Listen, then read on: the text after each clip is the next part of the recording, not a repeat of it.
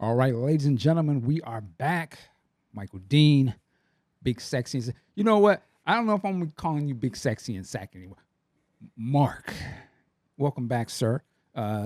So today, we want to have a conversation, man. We are a few months away as we're recording this from the Michael biopic movie, a major movie at that, right? Big budget. We've seen the trailer. There's been a couple of trailers.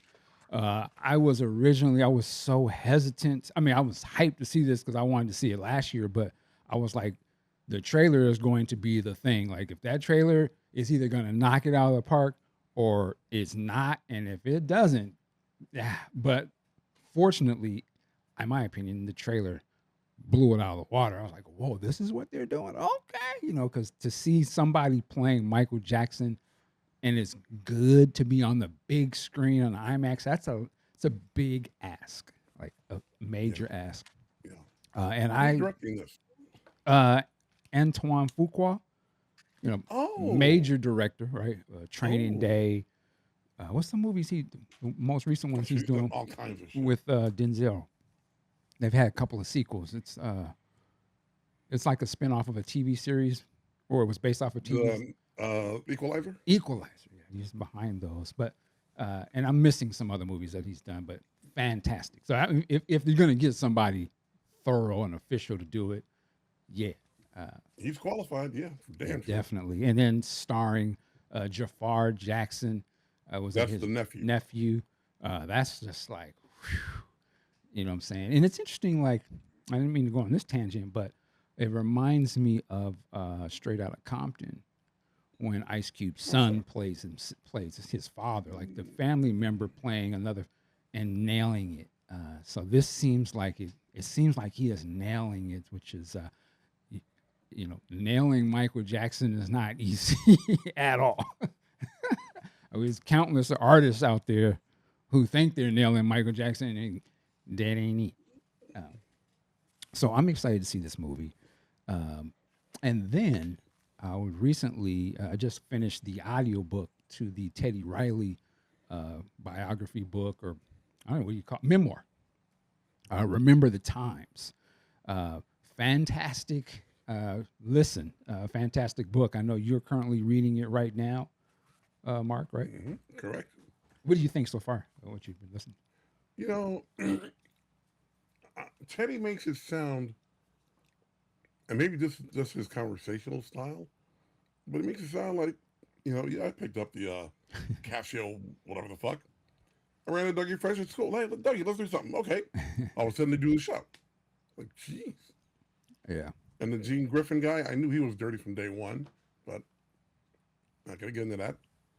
And yeah, yeah, I'm glad he went ahead and learned his craft and went to that one band. They said we'll let you play, but if you can't play, we take you Casio. He's like, Right. bet, let's go. I had not heard that story before. That was so Oh yeah. fun. And that's probably like back in the day. Like, yeah. Oh, youngin, you want to get in on this? Well, it better be good. Don't We're waste gonna our time. jack your shit. That's right. And luckily for us, he was damn good. One thing I do notice is that the chapters are awfully short. I think the book overall, to me, It is leans short, more to yeah. the shorter side. The audio book was on like 5 hours or so. That's it. But I say all that to say I thoroughly enjoyed it. Without going too deep into that book, I would say it reminded me how much I loved and how much I have been studying his music over the years, going all the way back. I remember the stuff he was doing with Heavy D back in the day. Um, we got our own thing. Uh, and I remember I had bought the cassette single. And kids were like, "What is he talking about?" It was a cassette tape basically, and we would have the song on one One song. side and Oh the yeah. song, but it had the instrumental on the other side. And I remember listening to. I don't know if I knew really who Teddy was at that time, but I loved that song. And this was a time when I was a rapper myself, trying to create music and work on demos and stuff of that nature. And I remember I would take the instrumental version of "We Got Our Own Thing" and I would write my songs to that. And I would always be like, and then every time I would hear, I remember Rex and Effect came out, and to me that was just a hip hop song, a rap song. But then realizing, he produced, like he did the music on it, and so I was just, I was like, yeah, I've grown up listening to this dude, the guy, Bobby Brown, Keith Sweat, of course, Michael Jackson stuff, You're missing a name. the Black Street. At this point, I know who he is, but I was like, yeah, I've been listening to Teddy goddamn my whole life.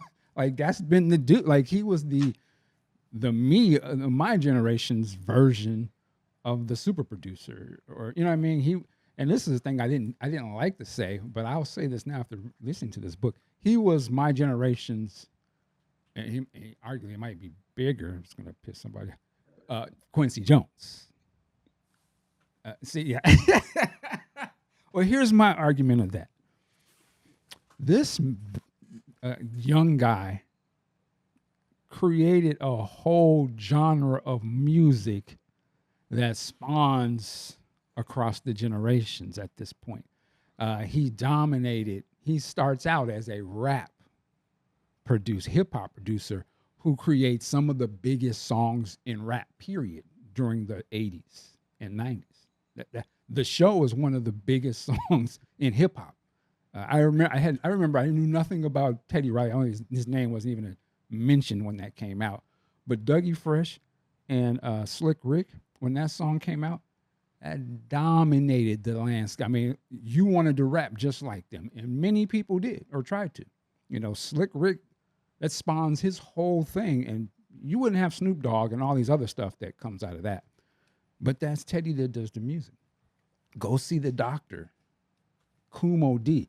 It's a major. I remember that was just a thing you said. Go see the doctor. That was just that was a part of it. Just the same way like today, A minor. That's the level that Kumo D was on at that time, and that's Teddy. So I Go to Work was another smack. I had no idea that was him. Wild Wild West. Wild Wild West. Yeah. And so to me, like just on rap alone, what he spawns is Pharrell.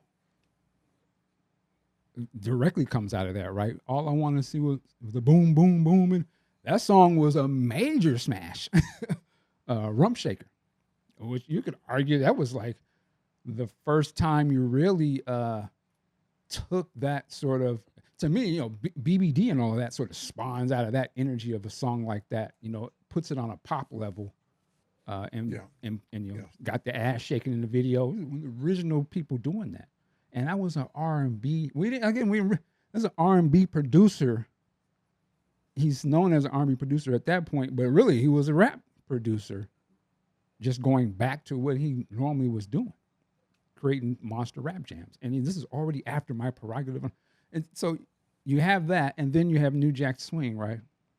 Which forces, in my opinion, he forces R&B to kneel to his, kiss the ring. He forces the game to change. God. Oh yeah. You know what I'm saying? So coming in with Bobby, probably one of the bigger ones, but Guy album, and all of these other R&B songs that start to dominate the landscape that are produced by him. Make It Last Forever. All of it Just Got Paid. Jam and Lewis switched from Minneapolis to New Jack, more prominently on the Rhythm Nation album, right? They're not trying to sound like Prince at that point. They're trying to sound like Teddy. So to me, and then of course, he makes his way, or Michael makes his way to the biggest artist in the world, wants that sound. And, the results of that, remember the time. We don't even have to talk about that. And then the stuff I didn't really know, and you'll get in the book that he goes off to China or whatever and just scores number one hits after number one hits and locks that down for a couple of years. And that's K-pop, right? Like you realize that's Teddy, right? It's like, okay. And then I actually heard him. Oh, yeah. Go ahead. When you hear K-pop, you're like, oh yeah. Yeah. And it's like, it's so obvious. And he's telling you, yo, I lived over there for a couple years, and goddamn, like I was the king over there. Then I just recently heard an interview he just did. I can't remember where he was on. Maybe it was a Joe Budden show, and he talked about he went to Africa a couple years ago, and set up shop there and had number ones out the gate, like locked that down. So that's why I'm saying, like Teddy Riley is this generation's Quincy Jones, and I would argue better. And I love Quincy Jones. I'm not, but I know more of I know more of Teddy's work, and I feel the influence that I know more than I know of Quincy. I know Quincy's Michael stuff, and I know a little bit of the stuff that he did outside of that. Go ahead. That's a stylistic thing, though. Yeah, because Quincy did a lot of other things. And that's what I'm saying. I don't know all of his stuff like that. That's what I'm just saying. So I can only speak to what I do know. But I know he goes, the Frank Sinatras and all that. But again, I don't listen to that, so it don't really mean that much to me. But exactly. That's what I say. I don't know the influence of that on the culture, though. I know how it may influence Quincy, Frederick. See, I can't even Frank Sinatra and all that, but I don't know if that trickles down to it. Has that been inspiring other artists and genres to create and want to be like that? As opposed to, I feel like Teddy, you can obviously see the influence of his works, even to this day. But go ahead. When Quincy did his thing, on the R&B level, I think it was the Body Heat album way back when. Then after that was The Dude. Yep. Where he brought out James Ingram, and Patty Austin. Absolutely. And then, from that, he did all the Michael Jackson stuff. Mm-hmm. Then he went back to his stuff and did Back on the Block and Juke Joint. So Q was always out there. Oh, no, I'm not saying he wasn't. Not saying he wasn't at all. I was saying major art. But again, you can say the same thing with Teddy. Interesting, James Ingram. Teddy did one for big hit for James Ingram as well. He did. Go back to the song New Jack Swing. Is this when Teddy raps his verse? He raps all the artists that he to that point that he done blew up, and he said James Ing, Bob or Boy George, in my homeboy, and he just lists them all, and some of them are in the video. So that's why I was like, even before he even comes out with Blackstreet or does this stuff with Michael, he had already became that dude. You know what I'm saying? That everybody ran to get a hit and sort of change music. What was the Blackstreet song? I can't think of it right now. No Diggity. No Diggity. I mean, that's one of them. But yeah, that song's mad. That's just one of those songs, again, crosses generations. It's just a major pop song, but it's to me now, when I really listen to it, it's really just Teddy doing his rap stuff. But it just was, at this point, he's a major star, and he's got the machine behind him, Jimmy Iovine, Dre, and all that. So, it blows out. And the song is badass. Like, even Prince is covering the song in concert, right? Like, in the musicology tour. So that's what I'm saying. Like, you got people doing your stuff while you're alive, still cracking. It wasn't like the legends doing your stuff. Yeah, why your stuff is popping. So that's why I said he's one of those dudes. I don't think we really give him. Oh, he's starting to get it now, obviously, but yeah, he's a major force in music. Period. Saying all that to say, there was a part in the book where, of course, he talks about Michael Jackson, and I think he says Michael asks him, like, "Who were your influences? Tell me your influences." And he's like, "Yeah, Prince." And he's like, I think Mike kind of. When I said that, he was like, "Hold on a minute," and he's like, Mike pulled out. He wants you to see something, and Mike shows him the James Brown video, and this was before it had leaked online, and the rest of us saw it. And I guess he was saying Mike was just kind of showing him to say, like, yeah, you like Prince, okay. Here's my my situation with Prince. What do you think about that? And you can read that how you want, petty or whatever. Thank you, Petty Telegraph. Yeah, that's what Michael was.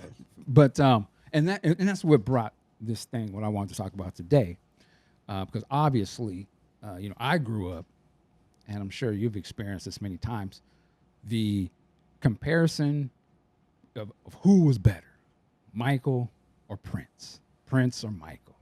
Who was better? That was an ongoing thing growing up. No, yeah. Even and then you would like Prince even had his own other comparisons, even just with people in his camp. You could, Prince, no, Jesse, or Prince and Morris, or we would debate them all. But the Michael Jackson Prince thing, that just took a life in its own and goes on for years. And to this day, you still see that going on. My argument is to say they're the same but different, but they come from the same thing and they represent the same sort of things in art. And the quick way I would say is you could say Michael Jackson is the ultimate performer. There's no question. His stage presence and ability, I don't even have to argue that. This is why he is popular. And that's not to say anything from what's coming out of his mouth, songwriting, and all of that. But no question, he's a master performer. We have people today that they constantly compare. Oh, he's the new Michael Jackson, based off of just maybe they know how to dance or they're really good on stage, So I give Michael that. Prince is the ultimate musician.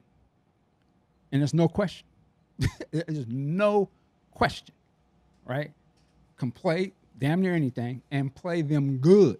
There's a lot of cats that can play damn near everything. Let me be very clear. There's a lot of multi-talented musicians out there, but they ain't that good. They might be good on this one. They may not be that good on this one. And they certainly ain't funky on hardly any of them. But Prince is cold on everything he touches for the most part. You can't take that away from him. And I think that's why I say they are the same. In terms of artistry and presentation, they are the ultimates of what they do. And to me, because they are so similar. And so I wanted to just kind of go through some of the things that are similar about them and why you can't compare the two of them. You have to celebrate both of them because they both stand for the same thing. They stand for perfection. They stand for being the best at your craft. That's what they do. He may decide to paint oil paintings. He might decide to do watercolors, but they're the best at being artists. You can argue your preference. You might like oil colors better than watercolors, and that's fine. But in terms of art, both top tier. So let's start at the foundations. Where they come from, where are they born? So both of these brothers are born in the same year, 1958, right? Both in America. One in Minneapolis, right? One in Minneapolis, other in Gary, Indiana. So they come from the same generation, same country. They're both black men with black families. During a time, it was a very different time for us as a people than it is today in some regards. Our families and situations are somewhat different, but they definitely were the same for those guys. They're both artists. They both have fathers that you could argue are vilified in some way. Joe Jackson, of course, had a whole family of kids, wife, had daughters and sons coming out of Gary, Indiana. Joe Jackson coming out, and this is like he's having kids in the late 50s, so you can imagine what he done been through to that point, to 1958, right? He done seen a lot of things, working in the steel mill. John Nelson. I got his name. I got my man's name right. Yeah, John L. Nelson. Excuse me. I almost said Francis L. No. But John L. Nelson, again, coming out of that same period of America, being a black man. Both it seemed like, you can definitely say for Joe, and it would sound like for Mr. Nelson, very strict disciplinaries. Coming out of an era where you had to be 10 times as good if you black. The assumption was you had to be at the top of what you do because you wasn't going to get a free boat. You had to earn your spot, but the perception was like you had to over earn it. You couldn't be, it was about being respectful back then.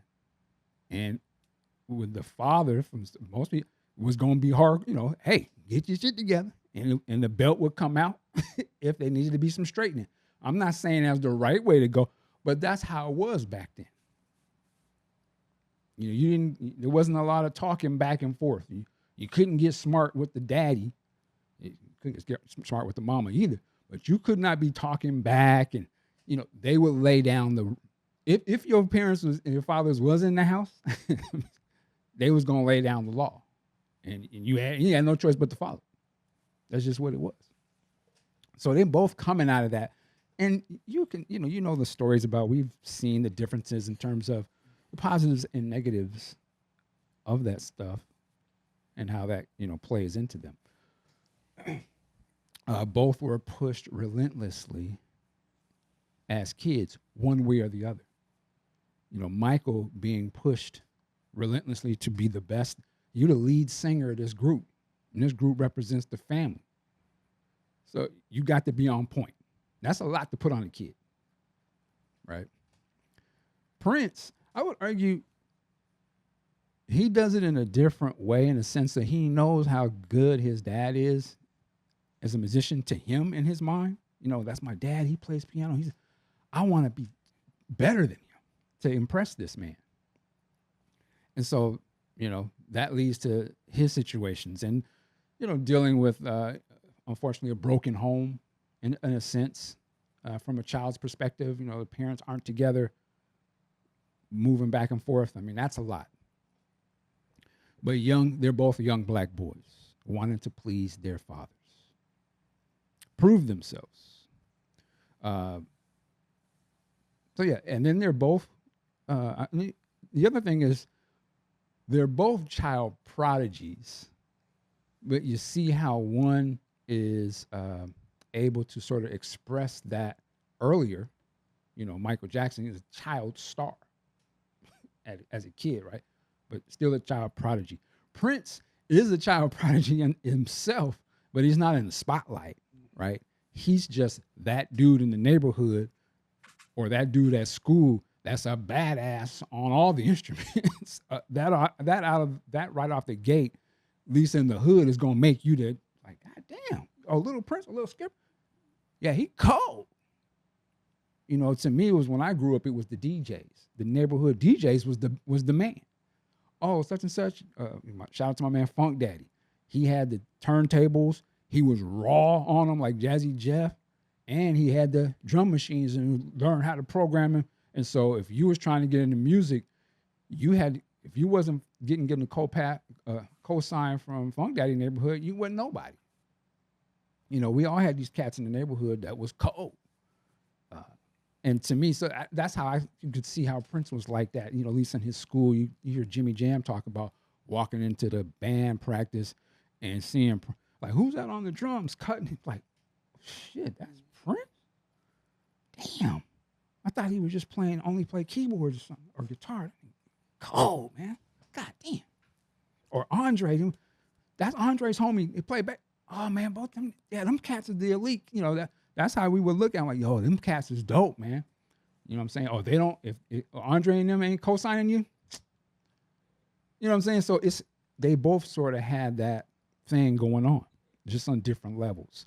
And the other point of it is, too, I'm sure Prince, just like the rest of us, because he wasn't a star at that point, he sees Michael Jackson, too.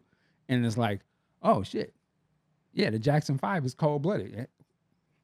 And I think Terry Jackson, one of his homies, old school band members, when I interviewed him, he spoke about that on the show. Like, yeah, and he was watching Michael. Everybody was. He was a star. What are you talking about? And then so I wanted to, before I continue, I want to make sure you get an opportunity to speak or jump in here anytime you want to. If you got anything you want to add to this part of it here. Well, you know, as far as the whole thing about Prince and all these instruments, Jam put it the best.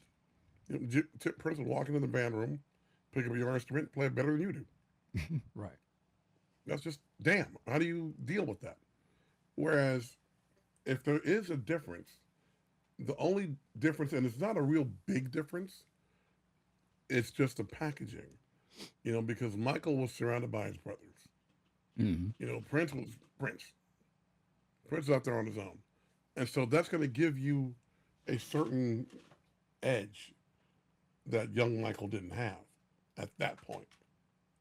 So when Prince, Well, go ahead. Yeah. when Prince sat down with what's my man's Owen Hunsey, I almost butcher his name, Mm-hmm. and he took his album to Columbia, and Columbia's like, well, we're gonna have, is it Maurice White or Verdine White, have one of them produce it. Prince was like, no, he ain't producing shit. I produced my own album. Mm-hmm. Can you imagine the onions on someone that young who's done nothing in this business to tell the label, no, I'll produce my own stuff. Yeah. Yeah, And- we're gonna and get whereas into that Michael- too. We're gonna get into that too. Whereas Michael and his thing, when he came out, and this story's been challenged lately a lot. You know, people say it was Gladys Knight who found him. People say it was Diana Ross. The story is Diana Ross, but we all know. Right. And Michael has a machine behind him. And I remember when their third album came out, it was chaos. Mm. You know, everybody had to have that. I'm listening to like, but it was a huge, This is the Motown huge deal. Motown years. Yes. Yeah. So you got Motown behind, which is the absolute top. You got the machine behind you. Yeah. Yeah. Motown is that's a whole other It's thing. an whole universe, man. Yeah, and Motown's the top excellence, the best people, the best songwriters, players, Barry Gordy and the Machine behind the top. So yeah, they only put out hits. Yeah, at that Now, point, go ahead. you could say when Michael did The Wiz Mm-hmm. and went to Quincy to say, look, could you suggest someone to produce my album? And Quincy said he'd do it. Michael was already used to that type of, Yeah. I don't want to say assembly line, but that type of, all-encompassing universe where everything is there for you. We got songwriters, we got the best session players, the best engineers. We got you. Yep. All right. And so also too, just the second part of this is the influences that they both are being exposed to it when they're kids and what they're sucking up into. And I'm just pulling some of the bigger ones. And I want to start with Stevie Wonder. Oh, yeah. Stevie Wonder, again, signed. He's on Motown as well. 1961, he signed. He's 11 years old. So he's the child prodigy. In my opinion, the child prodigies, this is from my knowledge. You could tell me it sort of stems from trying to be like a little Stevie. I don't know if we talk, I don't think people talk enough about Stevie Wonder, which is a damn shame. And it probably will be after he's not here that we realize Yoda, Master Kenobi, Sensei, Stevie Wonder, it was always right here, one of the best to ever do it. And there's a direct line from Stevie to Michael and Stevie to Prince, and you can see it. But I think the little Stevie Wonder era was so influential. The child prodigy who was blind, banging out #1 hits, right?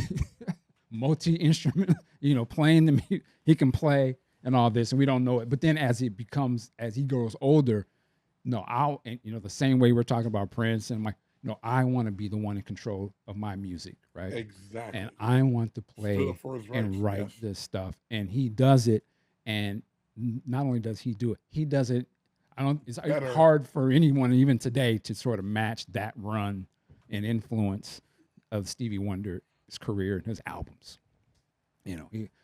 Easily the blueprint for these cats. And he's the black boy that becomes the black man who becomes the high level artist, right? the high pedigree artist that is so influential and respected and just fucking good and speaks to the heart, Everyone. yeah, the heart of the world, right? Yes. So there's that. Sly and the Family Stone, 1966, 75, sort of like the peak era.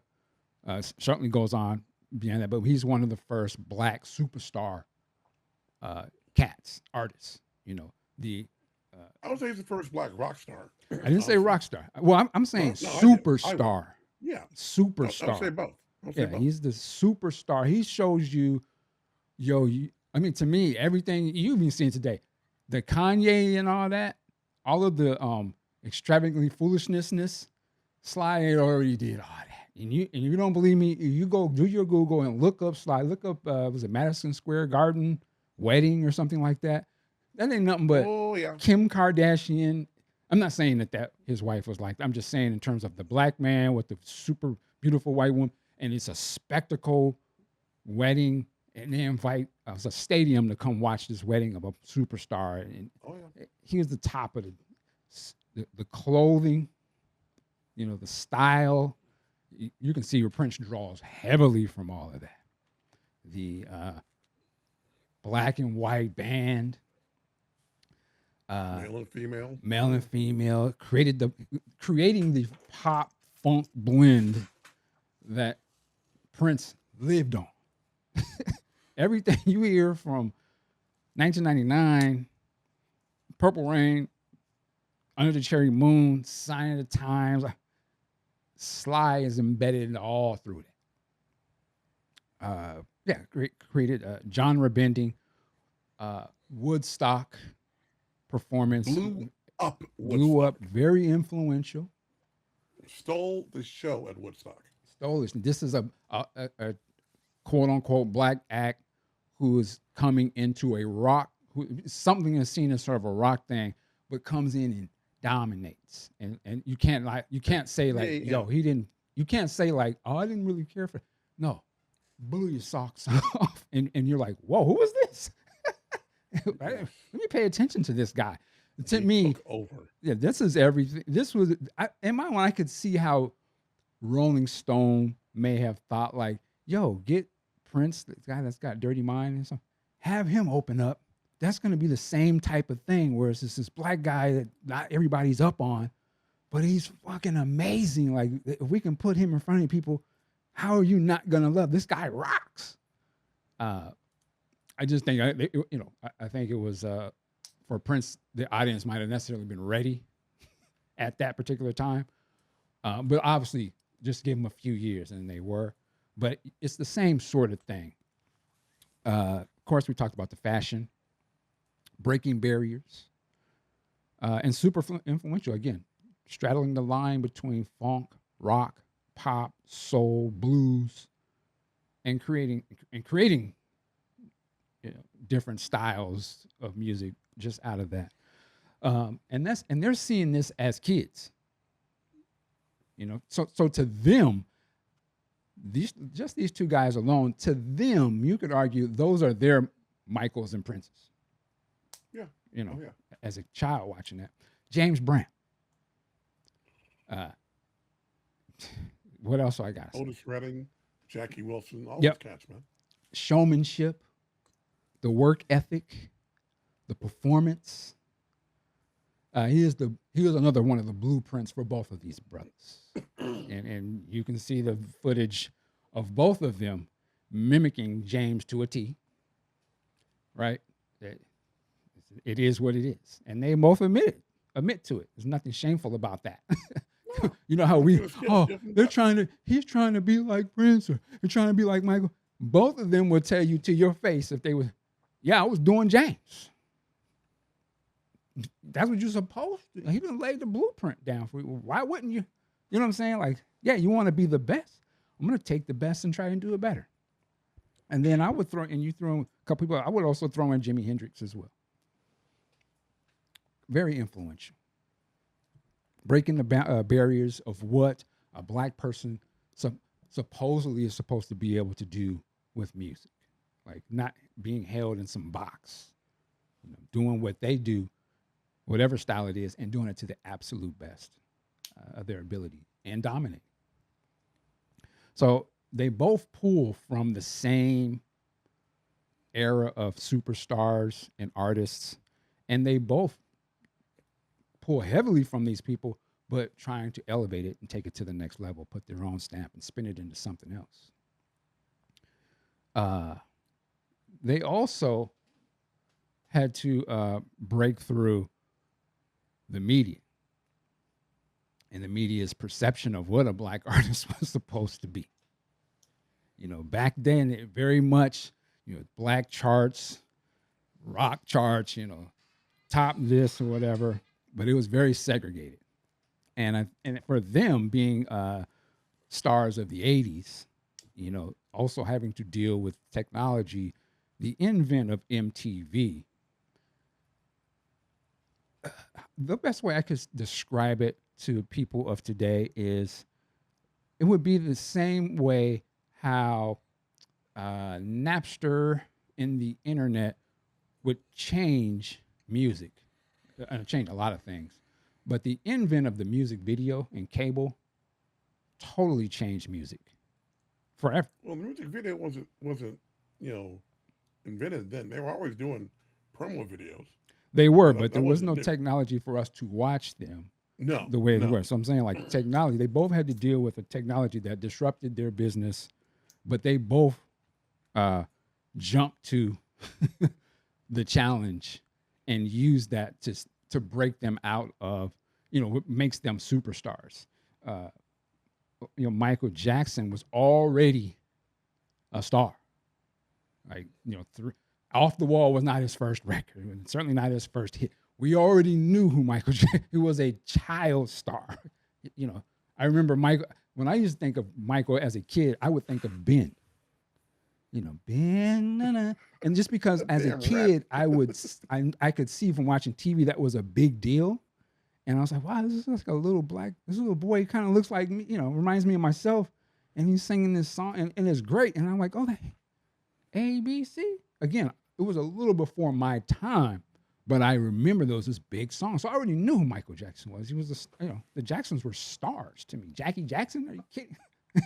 All of them dudes. I'm going to say this now. Go ahead. Never said this before. I'm going to say it now. I'm never going to say it again. I believe Ben was, 73? Might have been. 73? Yeah. When I was in 4th grade, my friend Rodney Shout out to was trying to sing. So Rodney says he's going to sing Ben at the Talent Show. So he comes to me and Jason, my friend of mine. I want you guys to sing backup. I'm like, you want us to do what? Sing backup. The fuck is backup? Oh no. We got through it. Thank God there was no video back then. Hilarious. I was never cut out to be a pip, though. I'll tell you that, man. They tried to give us some choreography. No. No, that's not going to work. Yeah, man. No more. Oh, yeah. Yeah, and so, they were both big, but Michael's reinventing himself, and Prince is just coming out the gate. Hold on. Go ahead. When you say reinventing himself, yeah. At the birth of MTV, even a little beforehand, Michael and the Jacksons were doing those long, huge, long-form, big, grandiose videos. I'm thinking of Can You Feel It? Yep, absolutely. Absolutely. I'm like, you never saw anything like that anywhere else. No. And they had limited places for that to be shown. I remember when that came out. I think I've seen it on, I remember it being on Channel 4, which was ABC to me. I don't know if there was some music program or something they showed it on, but I remember seeing it. I remember it was a big deal. I thought it was a weird video. I was like, it was like a movie. It was bigger than anything. Music video was a high concept of that time. And they're all giants. Yes. They're spreading out the little sparklies. Like, the hell? But the thing is, we all, because the Jacksons were major stars at that time. Like they had major, Dynasty album, Triumph and all that. Those are big. I mean, I knew those albums. I had them. And I was 9 years old or something. But my mom had those were the albums my mom. I wasn't buying records. My mom bought those, a 4-track, and they lived in the car. That was all we listened to.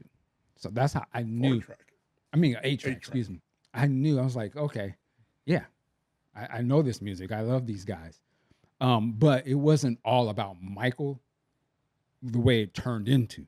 You know, like I said, because to me, I would hear people talking about Jackie Jackson and like I could tell he was like a sex symbol or something. I mean, he was in the magazines. I remember this. Like it was a big deal. The Jacksons are huge. Jermaine, how do we see, you know, clowning Jermaine today? Trust me, he wasn't seen like that back then. He was the man. You know, let's He get was a turncoat, serious. man. He was a sellout. Well, he was seen, but because we loved those guys. That's why we felt like that Exactly. about them. It wasn't no joke though.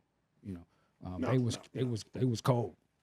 So I But see you how know, you that's. think about, Go ahead. now that you mention it, the premise of today's talk is, you know, how we as the consumer are almost forced into picking Michael or Prince. Mm-hmm.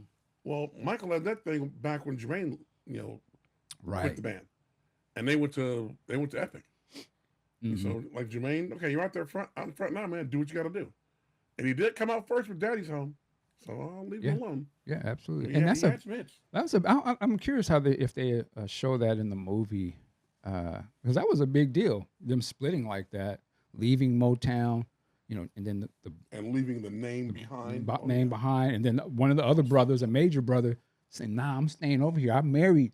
That's my father-in-law. That's my family too." You know, they don't put up, and I can see both sides. I can certainly see both sides on an outsider level. Yo, they put us on. We want to be loyal. Whoop de whoop. I can understand that, but also the family moving as a unit. Yo, we're moving over here now. We want to do our own thing. I can see that too. I understand that move too. But getting back to the MTV and the technology, they both have to break through. Michael, Billie Jean video.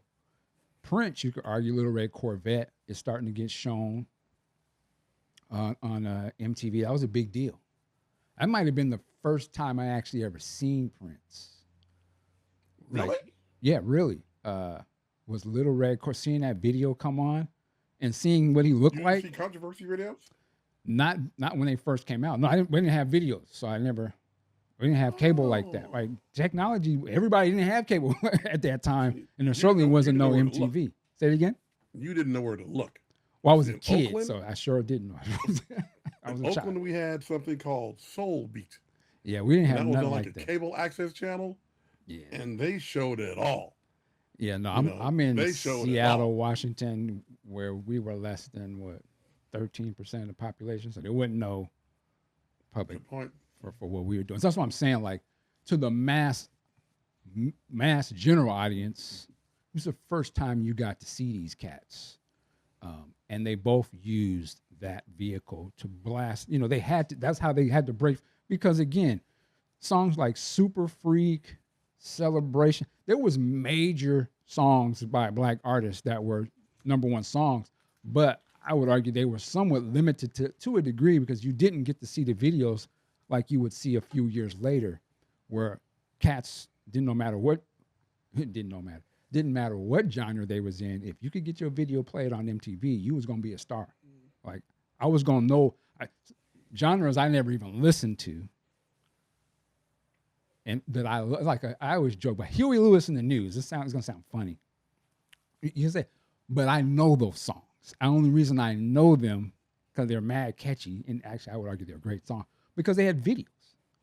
And so even to this day, I can put those on and I know them word for word. Or Billy Idol. I would have never listened to Billy Idol on my own.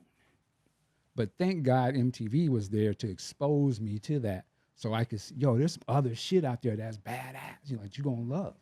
And I think both of them benefited from that greatly, in my opinion. Having those videos shown to a wider audience and putting them in a wider audience, so they become representation of black people for a lot of people that normally who normally didn't go by Destiny, who didn't go by Controversy, right? Who didn't go by Dirty Mind. Certain people did. You know, you look on the black charts, of course, them brothers is all up on there. But in the top 100 or top 50 and all that, well, Michael's was coming up, but Prince's stuff was not on there. He was not exposed to that audience yet. And so they both had to break through on that, which to me goes back to the 10 times rule, right? You had, or 2 times, you had to be double times better. Like, and this is and to me, this was a mindset. I remember, like, I want to say it was my grandparents or something, sort of instilled, like, oh, you want to go work with them, go to school and have, work with them white folks, you need to go to school and get your education. You got to be at the top of the class because they ain't going to let you in the door on some book. That was sort of the mind. And to me, I don't know if they grew up like that, but that was the mindset where you had to be even better than better. So there would be no question when it was time to see who was qualified. Nigga, you had to be overqualified. And to me, that's how Michael Jackson and Prince grew up and was instilled into them. And I think that's, to me, why there was such that's why I say they were both the best at what they did, because they were instilled that the work ethic had to be top notch. There couldn't be no half-assing it. Joe wasn't having it, right? Did a step wrong, he's standing there with the belt. Marlon, you might want to tighten it up now. Prince, I can imagine his day playing the key. I don't want to hear it. What? Stop playing with it. If you're going to play it right, or don't touch it. You see that in the original Jackson's movie, American Dream, which I wish they would put that on 4K or something. But there's the scene with Joe. Who's touching my guitar? Who broke the string? Because I told you I don't be touching it. And it was Tito. And Joe, man, come on and get this. He had the belt. He didn't have the same. You already know. Right. and Tito, go on and get that. And, the rest of them hurt.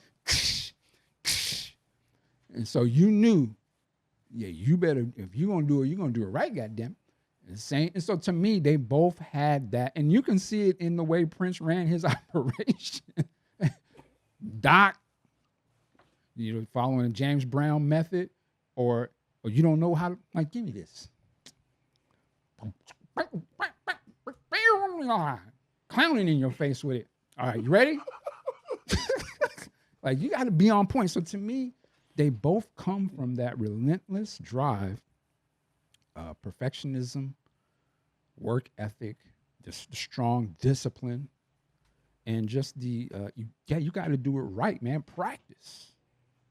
You got to practice. Creative control. That's one thing that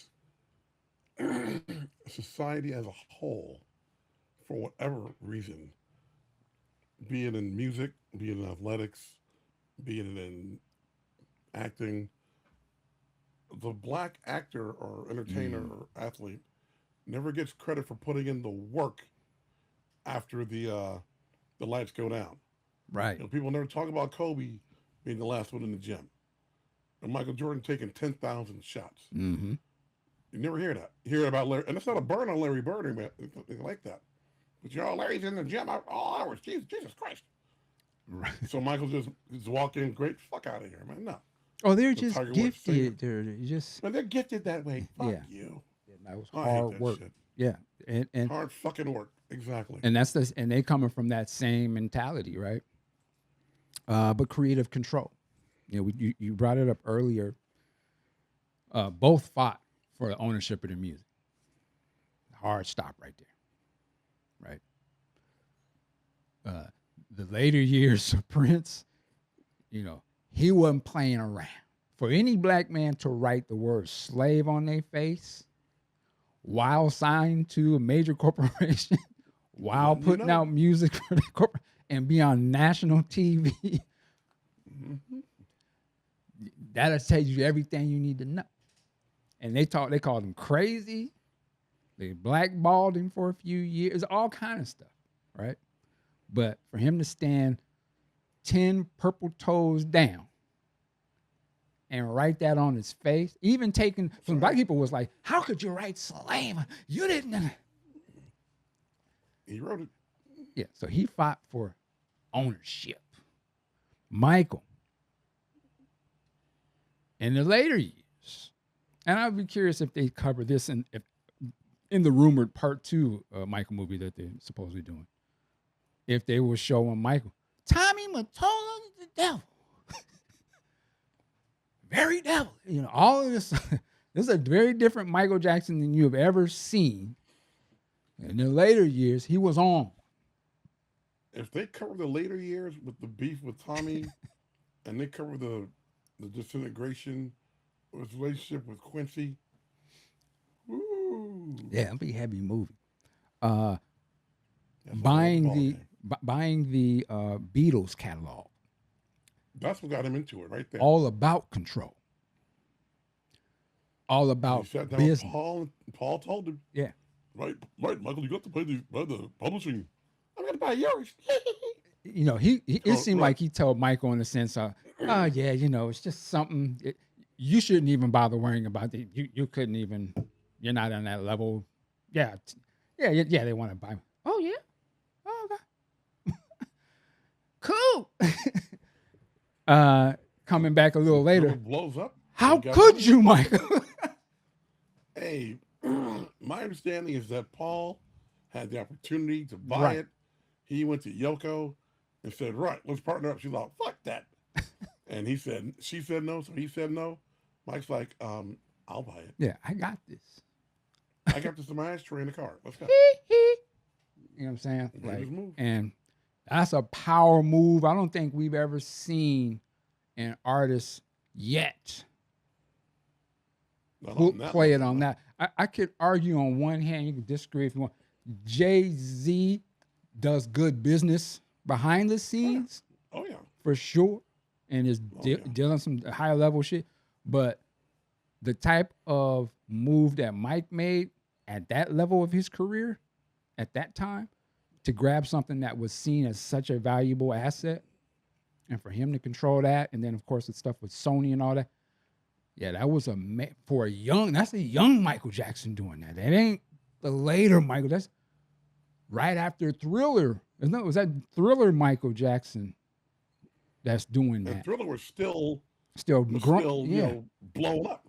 That was early, my young 20-something Michael Jackson. Yeah. So he was he was on some other shit. But that was about creative control, ownership. So they both are, when you look up that, both of them should come up as, them cats. They were very different from the artists that came before them. They took it to another level, not just artistically, but on business. And that's what you're supposed to do. Well, go ahead. Especially Michael at that level. Mm-hmm. Because I didn't know about the whole Marvin Gaye Motown beef till I read his book. Mm. After he had been murdered. I had no idea Marvin was about that. Mm-hmm. I didn't know Marvin went to Barry and said, look, I'm going to do what's going on. And Barry's like, no. He's like, put it out or I'll never record for you again. Period. And Barry put it out. I said, fine, you're going to pay for it. I'll pay for it. It does what it does. Yeah. But, the public didn't know. I didn't know that at all until years after the fact. Mm-hmm.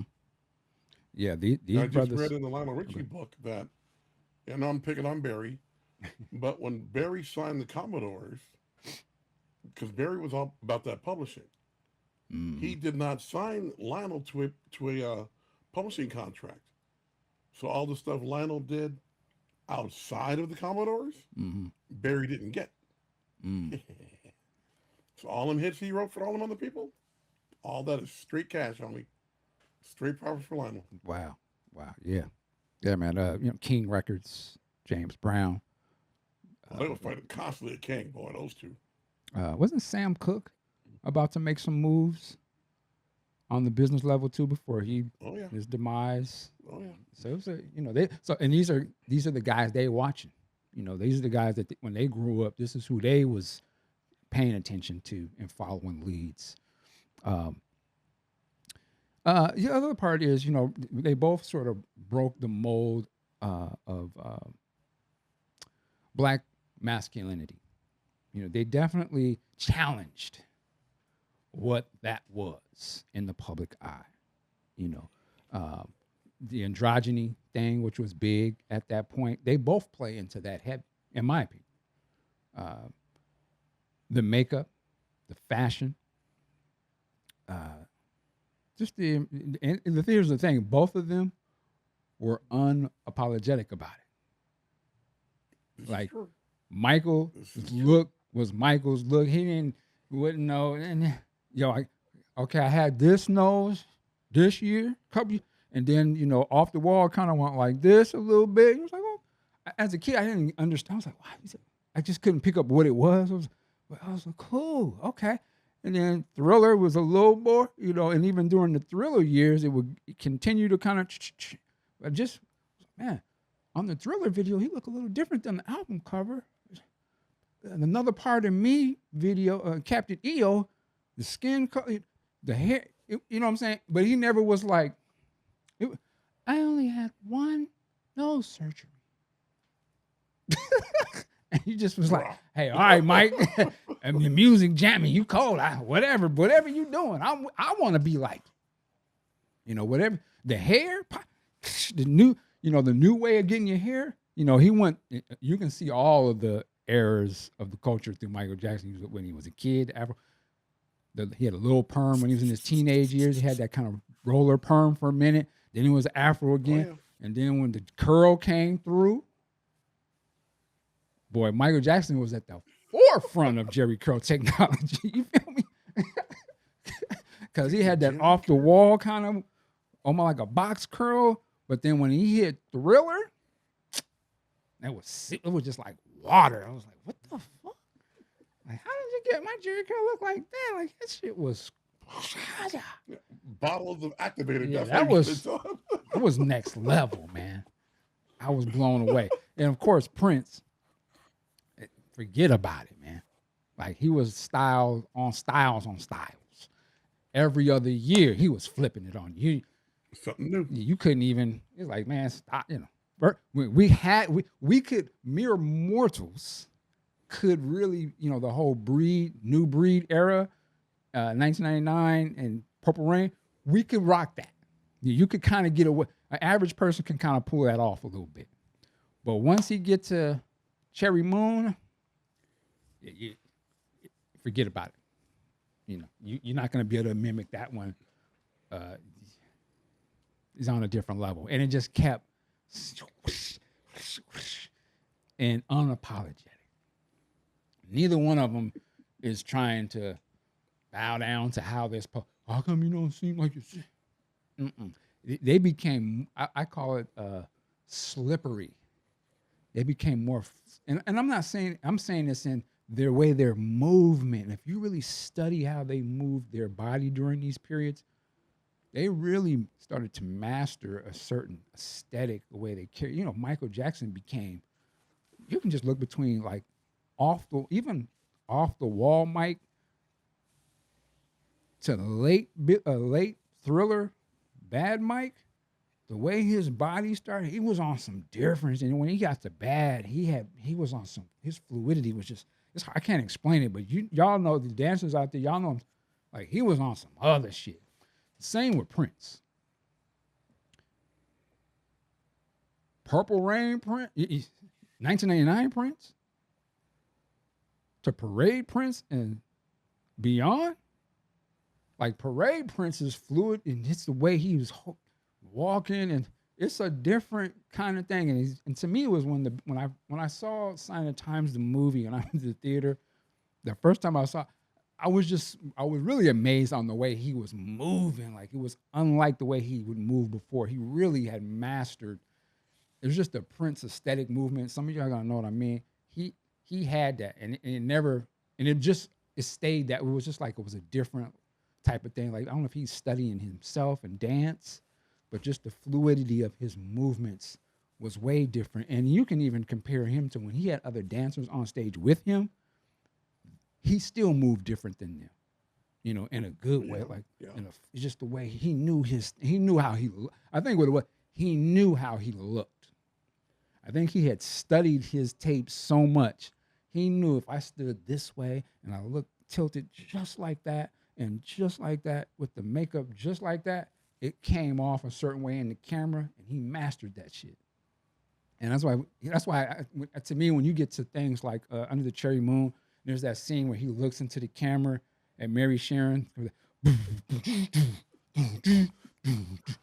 You can see he had mastered everything he was kind of doing in the When Doves Cry video. By this point, he was an assassin with that shit. He could just look at a bitch and be like, shit, just, ah. And he understood how to do that on camera. That made him a bad boy, right? That's when he was a bad, and you see that the rest of his career, he could just, it was a certain, he just look at a nigga. Like, oh, shit. That's why they say don't look at him. On it. Go ahead. You put your finger on it. Prince always, for better or worse, had that sexual threat, for lack of a better word. Yeah, he mastered. Mike was Disney. Prince was After Dark. Yeah. Yeah. When you looked at him, no, don't look at him. Yeah. But they both had that thing about them. They just mastered it in different ways. Prince was the more sensual kind of a thing to it. Yeah.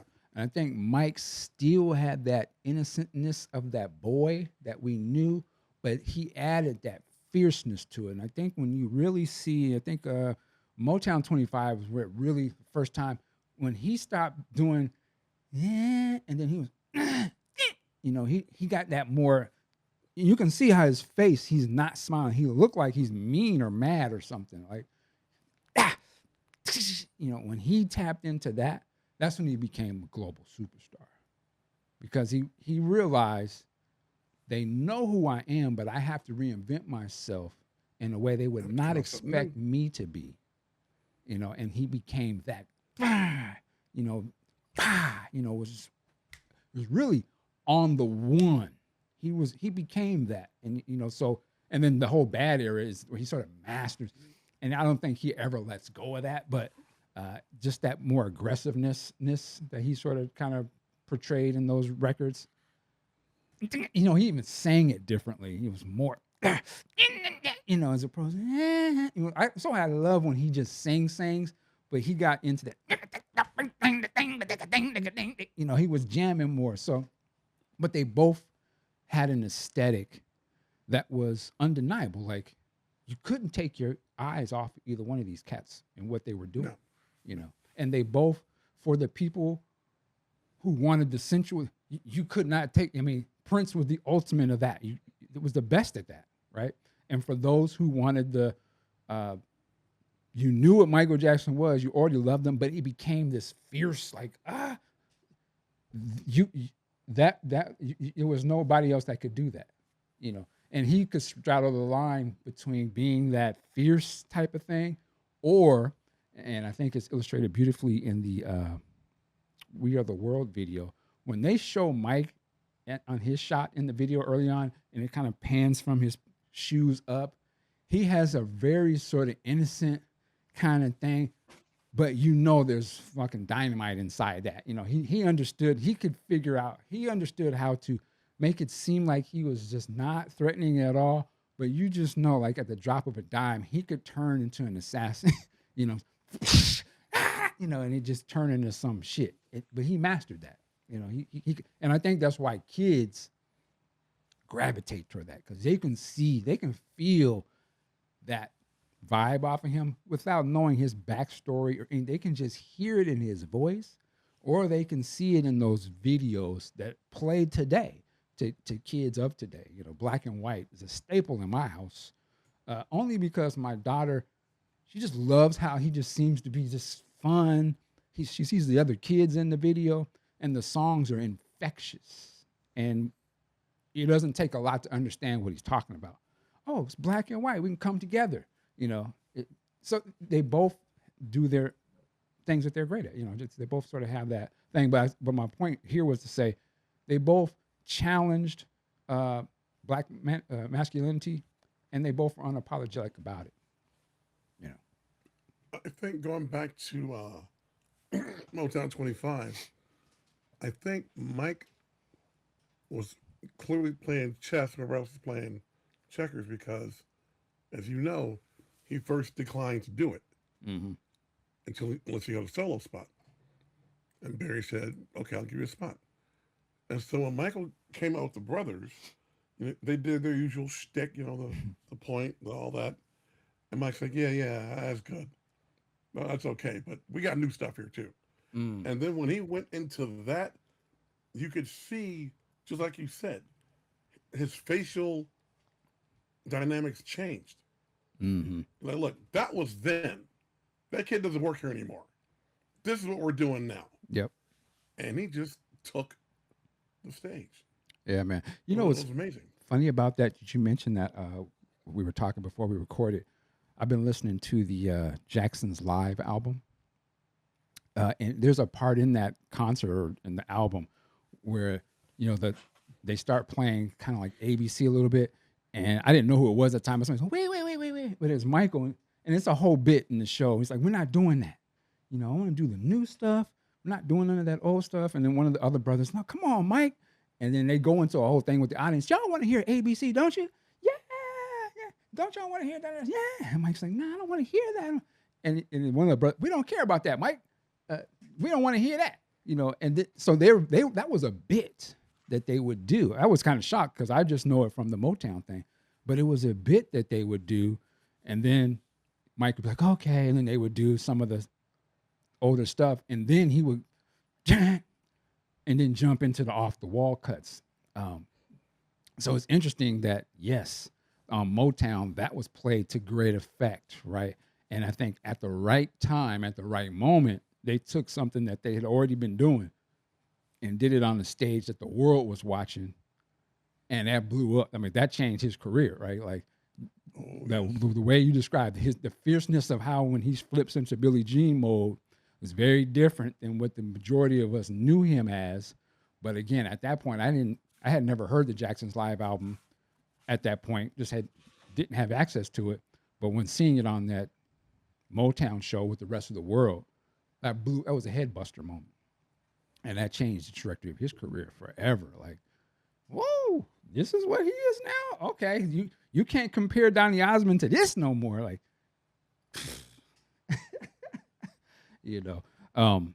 so yeah, that was the moment of all moments for him. I tell Go ahead. people that on Motown 25, when Mike did his thing, Michael Jackson changed gravity Mm, for the entire planet because he did. yeah. Everybody was watching that. I don't give a shit what you listen to. Right. Everybody was watching that. And this was before Beat It came out. And all the Right. metalheads like myself got into it. So we're like, I'm watching, let's see what he can do. And I'll tell you, man, when they did, the brothers come out, oh, yeah, Randy, yeah. And they're I'm doing the new stuff. Woo! Yeah. We have a problem here. Yeah. We had We got a not seen problem nothing here. like that before. Nothing like that before. At least this generation, that generation at that time. You could probably argue, well, yeah, we had the Beatles, Ed Sullivan. Yeah, but this That was years generation, before us. That was 20 years yeah, I was saying for earlier. this generation, that was the first time we had seen, and it was something that we knew was big. He was a child star. Like they were already, they had TV shows, cartoons, the variety show, major hits, but we knew them as some. It was almost, and I remember like they would come out, Dancing Machine. It was like those songs was cool, but it was like, but that's just the Jacks. That's the Jacksons. Yeah, okay. We know what they are. Those are still hit songs, but we already knew they were dope. It wasn't nothing surprising necessarily. It was just another great song. Even with Destiny and all, that was my album. But we It's knew like you what they said, were. though. Go ahead. It's like you said about Stevie Wonder. Yeah, little Stevie Wonder, yeah. Mm-hmm. I'm yours. Yeah, okay. And then Stevie got to the point, it's like, look, damn that. I need to do my own thing. Yeah, man. And made that move and actually walked away from Motown briefly and told Barry, look, either I'm going to write and produce or I'm gone. Period. Mm. You let him write and produce. Mm. And when the Jacksons left Motown, they were put with Gamble and Huff on those first couple albums. Didn't work. And they had some, And then they went. but They I would went say from if you Philly go back and listen International. to some of them, they had some dope songs on. They just weren't hits. Yeah, but that was not what they wanted to do though. Right. And they went over to Epic, and I don't know who was producing them with Michael and Jackie. They were. That's the cold part They were about it. they were doing it themselves. That's Right? what I'm saying. Before he got with Quincy, it was already They was already lining doing up the that hits. Let's be very clear. Michael Jackson, a master songwriter, so they already he was already doing that. You know what I'm saying? Because them to me, Off the Wall, Destiny, Thriller, Bad. Triumph. It was already. Once they got that autonomy, Yeah. they're like, look, we can do this. Yep. But Barry never gave them the opportunity. Fucker. Yeah. Which again, I know you don't like, but I have to salute. They changed the game. Motown is it is what it is. Same way I would say Death Row. There was some foolishness going on, but I'm not going to deny the impact of what they were doing. Let's wrap it up. Different paths, same mastery. One is the ultimate performer, dance, spectacle, global pop stardom, biggest pop star in the world, no question, in my opinion. No. Perfected the music video art form, and they've never been topped, in my opinion. Which is odd for as much as we have with filmmakers and technology of today. No one's top Thriller. To me, just that is. I don't even consider that a music video. To me, that is just a mini movie. Nobody approached it just like that. Nobody approached it as a mini movie. Yeah. Michael went to John Landis, who did American Werewolf in London. Mm-hmm. I'm going to do this. If you look at Beat It and Thriller, it's two separate things. Yeah. It's two separate things. So, Some Thriller people didn't do that. Thriller is, to me, Thriller takes the magic of Beat It, but makes it a cinematic spectacle. Yes. And Yes. really spotlights Michael's dance and just his at that point his screen presence. I think he could have pulled off doing a movie Yeah, of course. at that time, and it would have been dope. But yeah, I mean, Thriller is just it's still the shit. Showmanship on another level. Again, the people that they are saying today are are those cats. All they do is compare them to Michael Jackson. With it Chris Brown, oh, he's Usher, Justin Timberlake, it's all on Michael, and they ain't listen. They're not even close. Yeah, it was. Well, Chris is the Michael of today. No, he's not. What I would say to that is, if anything, he would be like Michael at. If I was to give it to him, he could. Maybe you could say he's at Michael level at Shake Your Body Down to the Ground. Okay, but even then, where is the classic albums? Just on that level, what's the one classic album that you could say and that everybody got a copy of it, no matter what genre you into, you had a copy? What's that Chris Brown record or album that we all got? Michael Jackson. Name one of his songs. Michael Jackson at the hotel is drawing a bigger crowd on the street that shut down the city to want to see where he's at versus selling out concert tours. And that's not a slight, and I'm using Chris Brown's example. I think Chris Brown is dope, actually. Let me be very clear. But I'm just saying, like, we've never seen anything like Michael Jackson since. I'm not saying we won't, but so far we have not. Prince, the ultimate musician. Producer, arranger, songwriter, multi-instrumentalist, playing the word right. Top tier. He is the blueprint of that to generate. He off the backs of the Stevie Wonders, Sly, and all of that. No, he took it to the next level. Genre chameleon. Whatever style of music, he can do it and do it well. Funk, pop, rock, piano, a cinematic orchestra type shit, reggae, whatever. He can do it. He can play. He played all the stuff. Total creative freedom. He showed you what it was like to be totally free on record or on the stage and do it his way. It was whatever boundaries you put that he was gonna break. I don't care what, whatever. And he was a survivor, man. Like, this is one thing I think is great now. You can go look at Prince the eras, and he adopted to whatever era it was. When he first came out, he had the afro because that's what was popping at that time. He lives in America. He lives in America. He lives on Earth. So he's whatever's pop. Okay, yeah, I got that. I'm on the curve. The perm, the big thing. Cool. The very next album, shit flipped, and he got the perm popping. And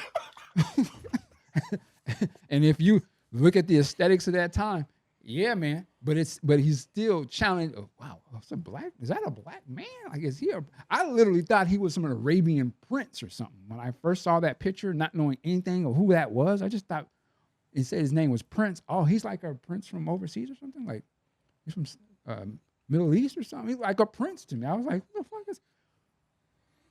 Well, punk rock and new wave hits. Totally flip. Hair wild, rude, Okay, this is what we on, rebellion. The middle 80s. On his 1999, the funk. Again, the effects of Michael Jackson, that aesthetic will be a change, and we started the makeup and looking pretty and stuff. He was on that early. Took it to a whole other thing. Go ahead. You want to say something? Remember how we were saying that when Michael did Motown and did his solo set, that's when he served notice. I would argue that after the Rolling Stones debacle, Prince said, "Look, I'm never opening up for anybody again. Fuck you." Went into the studio, comes out with a 2-record set, and the first 3 songs in that set, bang. And that's when he made his move to the headline act. Yeah, and never looked back. Yep, yeah, man. And becomes. I would argue that period, the 1999 period, is like when he is the Prince that we know. Like, he becomes, there's an aesthetic and a style that, that's some Prince. We want to be like that now. People are starting to dress like him in the neighborhoods. You see the brothers is getting their hair done like that. You see the influence of the time as well. I know we always talk about the time and the music and stuff, but don't let it go without being said. They influenced the hood heavy. Like, we went and got our baggies. Baggies became what you put on. Like, I remember there's a store used to be out here called TJ. TJs were a man for a woman on his mind. And that's where all the players went to get their suit. But that's where you could go get your baggies. I remember walking in that store one day. It was in downtown Seattle, and they were playing Grace, the B-side to 777-9311. Yeah. I didn't know, but I remember it was Morris, and he was talking over the 777-9311 beat. Now I know it was Grace, but I remember they were playing that in there. But that was very influential. And again, now we know that's Prince. So he was influencing the styles in the streets heavy at this time. Again, like I said, total creative freedom. And then the last thing I would think that the thing I would say is that the stamp of Prince and what it means to me is the creation of Paisley Park. When he does that, and I remember hearing about that, I'm like, yo, he created his own bill. And remember, and seeing the pictures, and I just was like, who? To me, I had never seen anyone do that before. So I was just like, whoa, this ain't just the record. I'm listening to the music and I'm seeing, but then I realized, no, there's something a little bigger going on here. Because this dude created the fucking temple, his own thing. Yeah, studio. And a studio back then was a big fucking deal, man. Like, oh, you going to the studio? Like, first of all, you couldn't even go to the studio. You had to be talented. That's right. just say that. Just think about it. You had to be talented. Or you wasn't going to no studio. You didn't go in there to hang out. I mean, unless you was a bad, but average person, what do you do? Like, you know what I mean? Like, you're not going to no studio. No. And he built a massive complex with the studios. So it was already like, yo, like he must be cold blood. He owned them up and it's that big. That fucked me up as a kid. Cause I was like, because I wanted to be a master performer and top of the, I wanted to work hard like them. But I was like, I can't have Paisley Park. There's no way I can get that. I mean, it just became a thing where you have to work hard, man.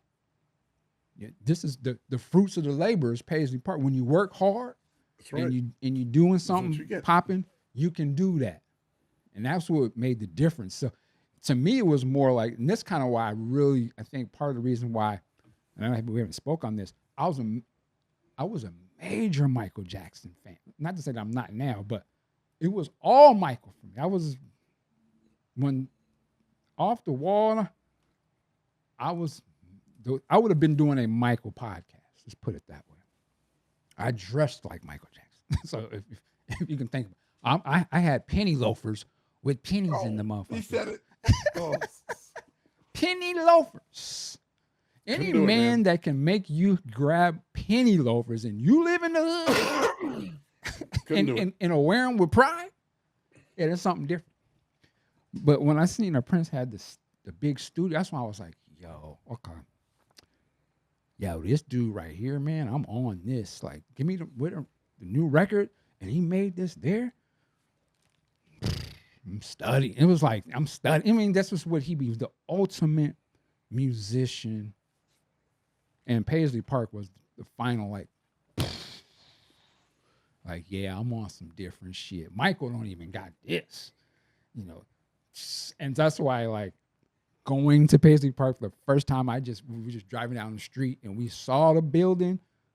I was fucked. I was like, damn. And it was nighttime, so they had the little lights shining on. I think the purple lights or something. And I was like, yo, it's real. I was like, yo, that's real. Like, that's crazy. Yeah. Mike didn't have Paisley Park. Mike had Neverland. There you go. Yeah, I forgot to mention that. Yeah, and you ain't gonna have this nigga had an amusement park with real rides and it's a damn zoo and real animals. Yeah, the Michael trailer, the new one. There's a little scene with Bubbles, and I was watching it with my young daughter, and I was like, yo, that's Bubbles, and she was like, is that a monkey? I was like, yeah, I'll tell you about it. I was like, yeah, Mike had a zoo. It was different. But again, so that you're right. Neverland. Yeah, that's crazy. You had to, and then you had to be super clicked in to go to Neverland. You either had to be some little kids that was on some Make-A-Wish, or you might have been going through something, and Mike was like, yo, send them, have them come here and have a good time. Or you were just somebody in the industry that had kids and was clicked in with Mike. Yeah, have them come on. Yeah, bring your family. We're gonna have a great time. And everything is on the house. So he was on some. So they both was on some different shit, but they both was like, again, the ultimate of what they did, and they were both the ultimate. Maybe I'll end this. They both were ultimately influential to a generation. Oh yeah. Oh Ve- God, yes. for the same things, but just different sides of the coin to some degree. And so I would just say personally, it's not about there's no who was better. They both were the Well, best. the who's better argument. I remember we talked about this last week. Got me thinking about when I was young. You know, who's better, Hmm. Ohio players or Commodores? Commodores, Earth, Wind, and Fire. Right. It's like, man, can't they just do their thing? Fuck that. Who's better, Kool and the Gang or the Hmm. Bar Caves? Uh, you know, it's Cool always again. something, competitive like that. Like, man, let's just. And again, I guess when you like something, or anyone likes something, Hmm. you see another person as a threat or as a Interesting. challenge to your guy's supremacy. Mm. You know, Where do you think that comes because from? who knows, man? Because remember when Commodores was doing their thing, on their first couple albums, and Brickhouse came out, I'm like, yeah, Commodores, fuck that. Here comes Earth, Wind, and Fire with Serpentine Fire Mm. and Love's Holiday. Like, now what? Oh, Hmm. shit. Hmm. You know? And then it's like, dude, oh, mine's better than yours. Man, fuck you, no, it ain't. That's just how it went. And yeah, the comparison, it's questionable. Why do we do that? Well, of course, that's been a thing. That's been a Day thing. one. Biggie versus Tupac, Kendrick versus Drake, Jay Well, versus Drake said Nas. something and started that. That's Well, different. sure, uh, but all of them have their place in the culture and in the music where they're adored. They are the top of what they're doing. Um, yeah, Prince versus Michael, and even they to some degree play into this Yeah. as well, right? Which I think was where they misstepped, in my opinion. I'm all for competition, but I think for them, and of course they didn't see this, and we're doing this later, saying this after the facts. But I think I don't know if they realized how influential they were to things. And I know that they both care. This is the thing. They both shown you that they care about people. Like they're not just some narcissistic No. No. assholes, though they may be narcissistic at times. They do care about people. They care about the influence that they have individually. There's a great clip of Prince that kind of resurfacing again. I think he's talking to Steve Steven. I'm sorry, brother, if I'm not remembering your name. He used to be the head of BET for a long time. Y'all know what y'all say it in the comments. But he was interviewing Prince on BET, and he asked Prince, he said, "When's the next time I'm gonna get to hear you play?" I think he said like Head or something like that. And Prince is like, "Nah, man, like I grew up. You We know what I'm don't do that, saying?" man. I'm paraphrasing. He's like, I think of myself as a responsible person. You know, I, what am I gonna do to the 13-year-olds that are in the audience? And he's like, "Well, in the Love Sexy concert, you," and he's like, "Well, I didn't play them songs like that in Love Sexy." And he's like, "Matter of fact, you got the records, you can go listen to them, and that's how you can hear that."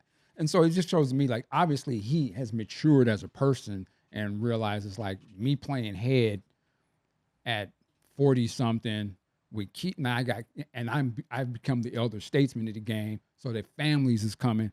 Me singing that kind of shit ain't happening. I wasn't raised like No. that. My No. I come from a different We're generation. not doing that. And then of course Mike obviously is all about the kids. So they do care of their influence, but I don't know, I don't think they realize how potent their influences would have been united to the people and what that would have played out to their fans and the people that they care about if they would have came on a more united front. I do know they both understand that because they've united with other people under these same guises. Prince, uh, we come to find out, was donating, putting money on the books, helping all kind of organizations, helping other artists, paying funeral costs. So that was his pedigree behind the scenes. Of course, we saw that about Mike, was all the kids and helping other people. But I don't know if they realize, boy, if we would have maybe stopped clowning on each other on the pettiness, or even just showed. And again, the gesture was there by bad, but I can understand both sides. See, the problem The is terms wasn't who's there who, to agree with. Go ahead. who's going to be in control?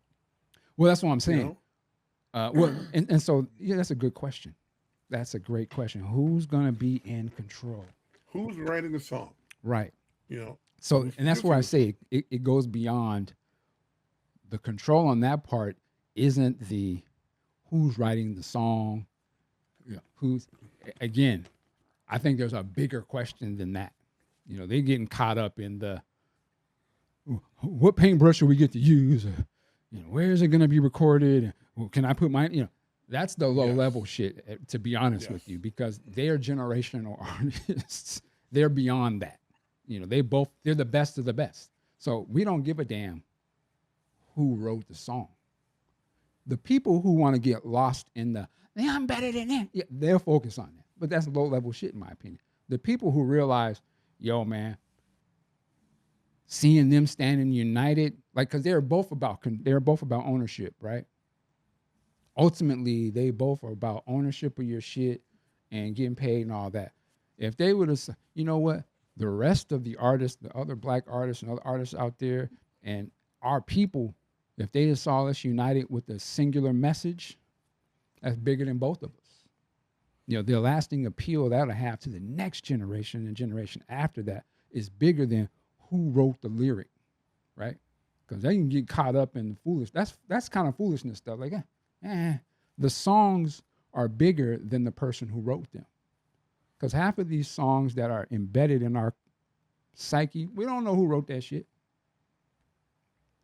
When you got kids today that are singing, I believe I can fly, what are they respond? Why are they singing? Are they saying that because they know R. Kelly and they know his story and they know that he did that? And so that matters. So I heard this song wherever I heard it. They could care less about it. They don't have nothing to do with that. You know what I'm saying? The songs are bigger than the people who wrote them, especially years on later. The thing is, though, Go ahead. when you have two people of that stature, Mm-hmm. you can say it now about, hey, if Beyonce and Taylor Swift did something together, Mm-hmm. somebody's got to take lead, or it's going to be perceived Right. as someone is taking lead.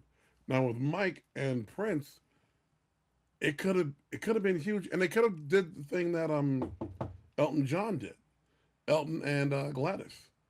Like, that's what friends are for. Just keep it simple. Just get up with a Right. couple of people.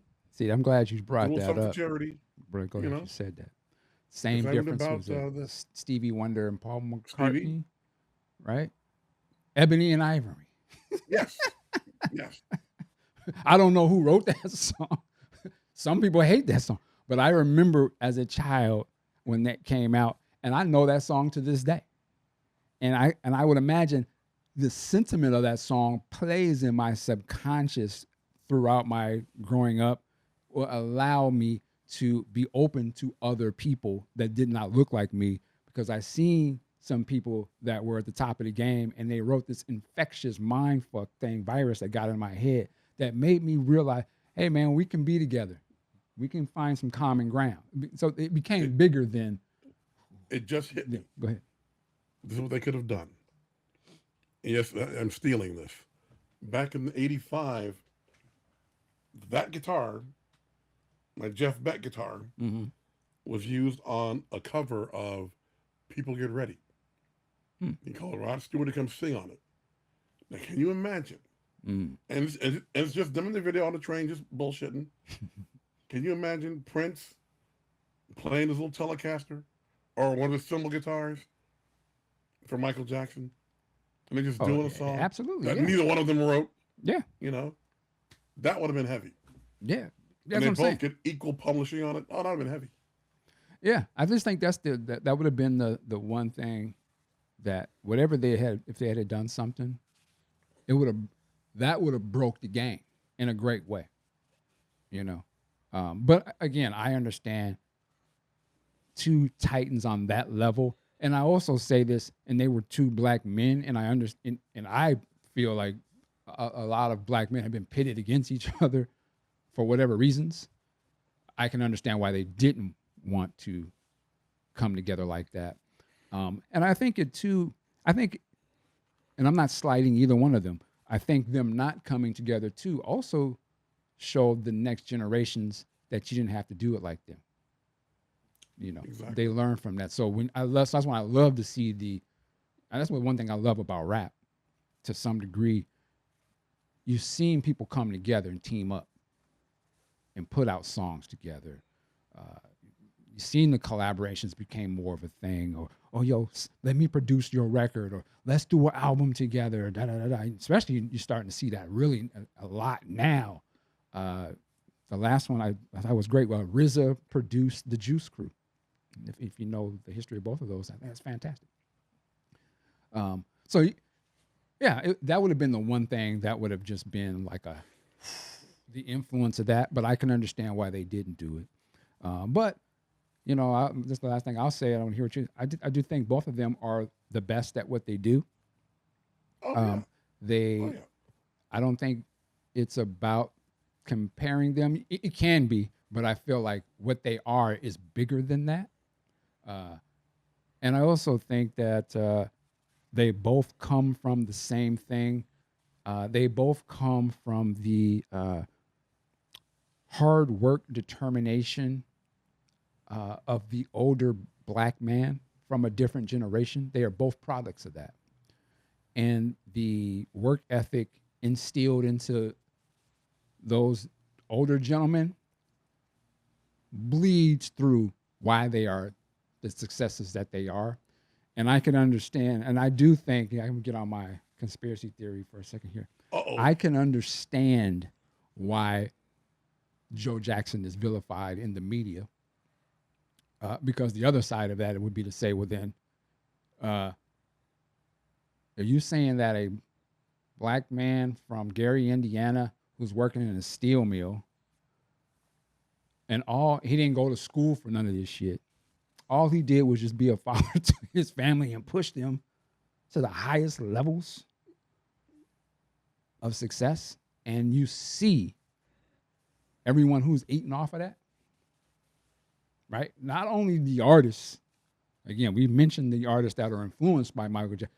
We wouldn't even be no New Edition, among many things. They wouldn't. If you think of the New Edition tree and how all that done spawned, that's a tree off of the Joe Jackson 5 tree. Agreed. Right? They came out wanting to sound like the reason they had hits is because Ralph and they sounded like Michael and the Jackson. It was a nostalgia. Oh, that's kind of give me the vibe of ABC, but the new version, right? So that's all based off of that. All of that, and then of course Janet's successful, Jermaine, all the stuff that spawned out of that. All the executives. How much do you think go ahead. Janet's success affected LaToya? Affected her? I don't know. Because she wanted to do something, but it just didn't work out. Yeah. Well, they all put stuff out. All had levels of success, right? LaToya had her stuff.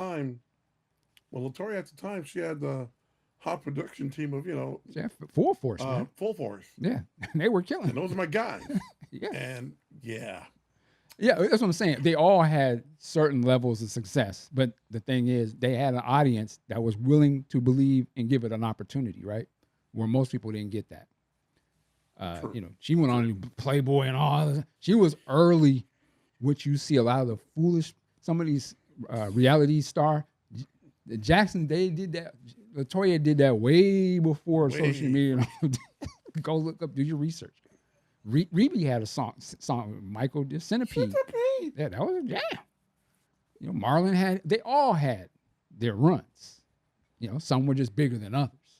But they were all Marlon. Girl, I want your body. Come on now. I jammed that. See? That's all the victory. Right. But I'm just saying they all had the Baby Tonight album.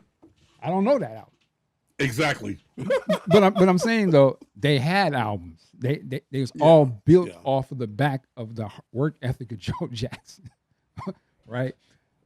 And then everything. And I was gonna say the executives who ate off of that and made their careers off of Michael and the Jacksons. And it's still to this day. We're about to see a major. We might see one of the biggest movies of the year coming out in 2026, built off of the back of a man who pushed his family out of the steel mill. So you see the vibration is still generating influence, money, and it's a major deal. So that's what I'm saying. So I can understand why you would you want to vilify that, right? Because how To would you break use control? How do you pull what is arguably the greatest asset out of that family, but to separate for better? And I'm not saying that Joe didn't give 4 reasons why he should have been separated, but I'm just saying, like, yeah, of course, we need to get his voice out of Michael's ear for better because there's already some issues going on. We can play on that, right? You see that in the trailer. do they I, talk I, about this I victory told you tour? how to think. You know, Michael, the shot pans out to Michael, and then they go to another shot where Michael's talking to, I don't know, the gentleman that was like a security guard dude. You can go on your own, Mike. You can do it yourself now. You know, that's they're showing you that in the trailer, so that obviously that's a major part of the movie, right? It's a story beat. So of course, Prince, his father, for whatever reasons they decide to portray him like that in the movie, there's a lasting effect to how a lot of people thought that's how his father was. You know, where Prince has to come out and tell you, now he didn't have no guns. He wasn't doing none of that kind of stuff. Matter of fact, we writing songs out. His name is on the songs. I'm with my daddy. That's how much it means. That's a period I really want. I want people to start exploring. Prince and his daddy, after he hit Purple Rain, and he linked up with his dad, making sure his dad is right there with him, putting his dad in the credits. You know, oh, Under the Cherry Moon premiere, make sure my dad get a segment. You know, with my chick, or one of them. You feel? You know, I love that though. I love that when I was growing. I was like, oh, he got his, because I wanted my daddy to be there too. So I was, oh, okay, yeah, yeah, John L. Okay, you're reading about him in the magazine with, yeah, okay, I get it. Now as an older person, I really get it. You know, I really see how influential he was to his son. And they both had, so you know, I'm just saying, like, yeah, I can see why their parents or their fathers get vilified, and I can also see why they are pitted against each other. It's the same type of thing, because they would be too powerful if they was linked up. That'd be I think nuts, because they wouldn't I need think nobody else. They both financially don't need the backing necessarily, right? Like Michael bought the catalog, so he already on level with the corporation. That's why they mad. Sony and all that. He's a partner. He don't work for him. You know, so we got to get what he got so we can put him back down. And then Prince, he's like, I don't need to get. I understand distribution. I'm the asset. I make this music. I'll put it out my damn self. I don't need y'all. So they both got to the point where they wasn't workers. They became equal players in the game. That's where they were very dangerous. Because what happened if both of them brothers, they don't need the system, and the system is like, fuck you then, right? Take you out the system. If Prince don't want to play ball, blackball his ass. He ain't putting I nothing think out. I And think if Michael, real Joe quick, and if showed. Michael don't want to play the game, I'm not promoting Invincible. Fuck Ooh, 'em. Let's get him to the point where he gonna have to crawl back and sell this shit. we're gonna discuss that too. Go ahead. I think Joe showed that he needed to go with the whole, with all of the chaos Victory. around Thriller. Oh. and the whole tour that was aborted, Victory tour. and they brought in Don King and fucked it up. I know It's they're like, gonna Joe, show you got that to in the go. movie. Joe, you got to go, man. You blew it. Joe made a bad. See here, but let me. I cannot push back a little bit to say I don't know the full details either, so I could be wrong. He made some bad business decisions, Well, yeah, and that happens. it does. And they've all done that. They've all done that. But of course, if you're the top artist of the world, and again, he's the biggest asset in that situation, and they're trying to do a united project, but the biggest asset is the most successful thing in the world. Of course, it's in the best interest of everybody that ain't Joe Jackson to separate Mike away from that so that they can eat in control of that situation versus, and I can imagine it's kind of like well, your dad did a great job. He got you to a certain point. But Michael, and he got paid for it too. This is CBS or whatever. We have access to that. We can get you global. And back in the 80s, black business wasn't seen as global business. The tour business wasn't like that. It still ain't like that to this day. It's certainly not the record business. Not at that point. You wasn't considered. You want to be global, you want to sign with the majors. No more Berry Gordy, and they're gonna try to show you every bad thing they can or why they ain't doing. But then when he realized at the end, boy, these cats were the most, in his words, devilish. Right? He didn't say that about his daddy. He said that about the people he chose. And I guess he got a little bit of pop life. Right? I hope they delved into that period of the beef with Tommy and the just abject failure of Invincible. I'm curious. And yeah, so and of course Prince, well documented, his situations with Warner's and what he wanted to do and that type of thing. But yeah, man. Any last words you can say on this that you want to say on this topic? We've been going for quite a while.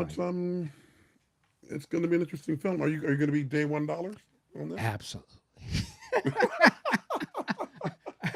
And the funny thing, I used to be I would be at the movies every weekend. I don't go that much anymore, but yeah, I'm going IMAX. Hopefully the first show, and I'm trying to take my family with me. So it's going to be an event, man. And I can't wait to see it. I can't wait to hear that music booming, and I just hope it's good. I hope it's good. The trailer looks phenomenal, but I hope the movie delivers. But I'm excited to see it, man. And I hope that it does great. I'm curious to see the reaction to it. I'm curious to see, are people going to be dressing up, going to this thing? Is it just going to be playing? It's just going to be sold out. And oh, you didn't get the tickets. It's hard to get tickets. And yeah, it's going to be interesting, man. Interesting to see. I can only hope, and I do want them to do a Prince one like that one day. I'm not one of these people who would sit here and say nobody can play Prince. Stop it. This is why we have actors that are the tops at their fields. I can't see it because that's not what I do. I'm not a casting director. I ain't never wrote no movie. I ain't never shot no movie. I ain't never acted. So why would I limit it to what I think? If you can show me something that's believable and I can believe it, I'll see it. I didn't think you'd be able to do Michael, but the trailer showed me, at least in those little quick things, yeah, you can do Michael. You mentioned this earlier. I didn't think they could do Straight Outta Compton, but they did. They did. James Brown movies. I recently watched that again. I really liked it now. For what they were able to do in Chadwick, I was like, Joe, he's doing James.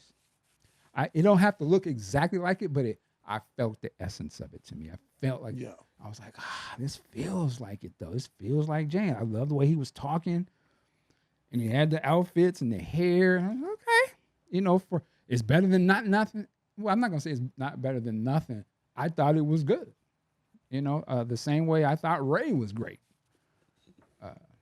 Some of these other, I actually want to go back and watch, even though he's playing himself.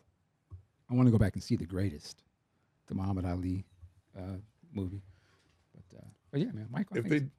If they do a Prince film, they got to show the part in Purple Rain where my man Alan had on that big ass afro.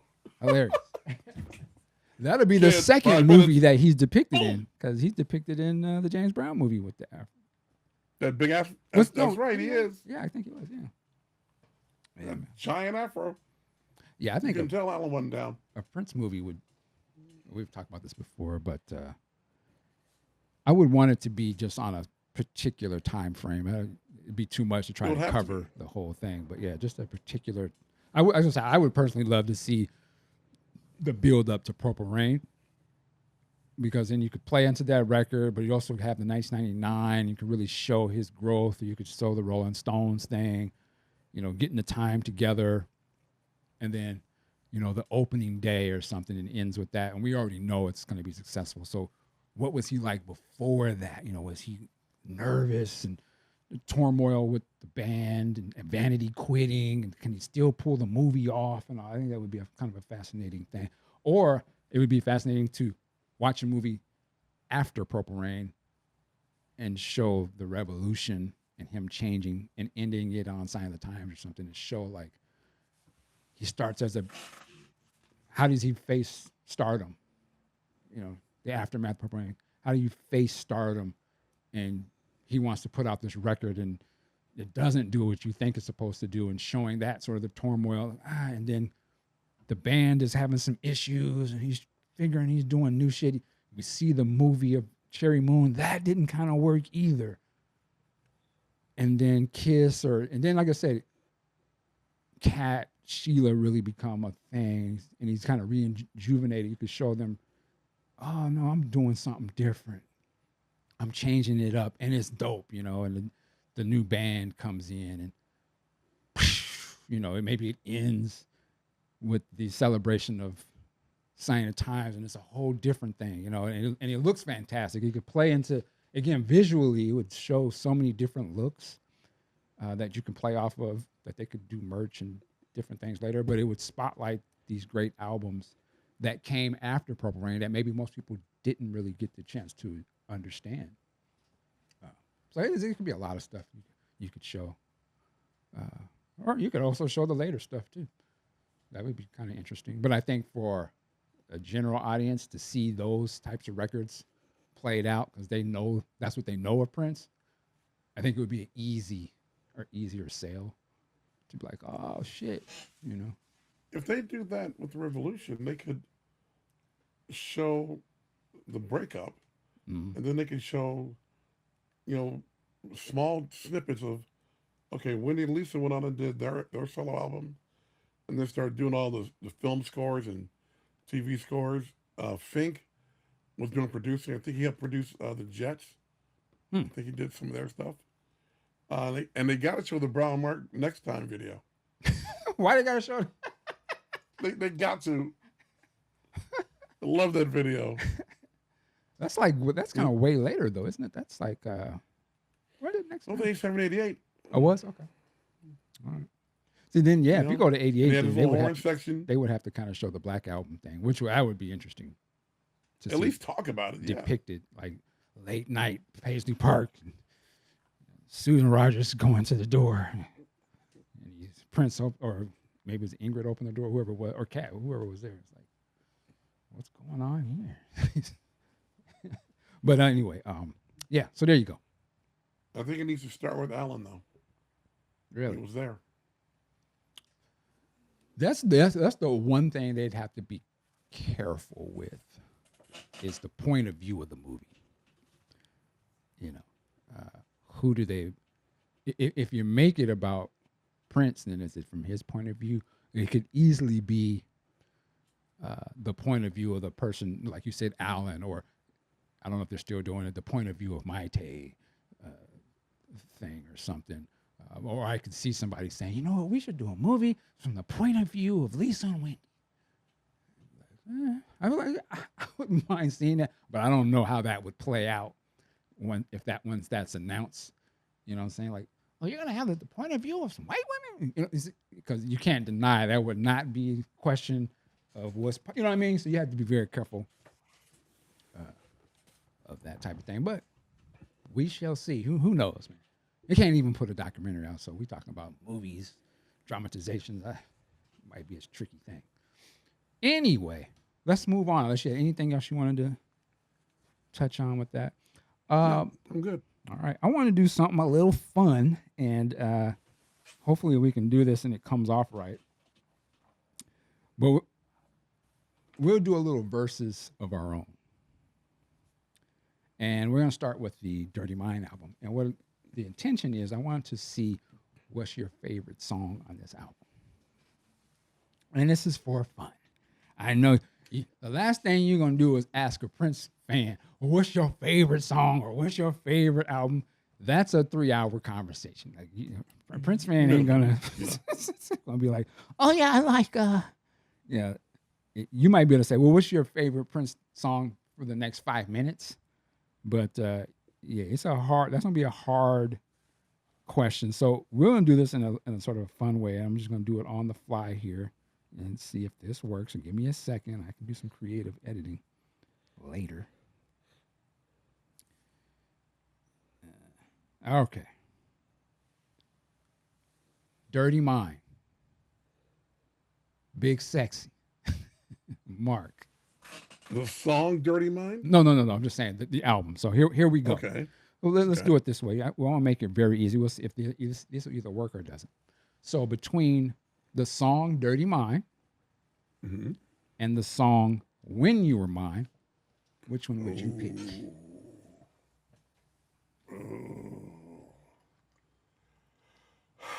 I gotta say "When You Were Mine" Whoa. because it's had a longer shelf life in the tour set, and "Dirty Mind" was good. Don't get me wrong, but that was kind of trapped in that new wave vein too. You know, you hear "Dirty Mind," you think, oh, the skinny tie, the rude boy, Yeah. the trench coat. Yeah. Been there, done that. But if he did "When You Were Mine" at, say, Musicology, place would have blew up. He did a piano and a microphone, place would have blew up. Okay. It's a great song. It's been covered by a lot of people. A lot of people. Got it. All right. When You Were Mine. Okay. When You Were Mine versus, I'm going to jump around here a little bit, Uptown. Everybody going uptown. I don't have it today. My chops.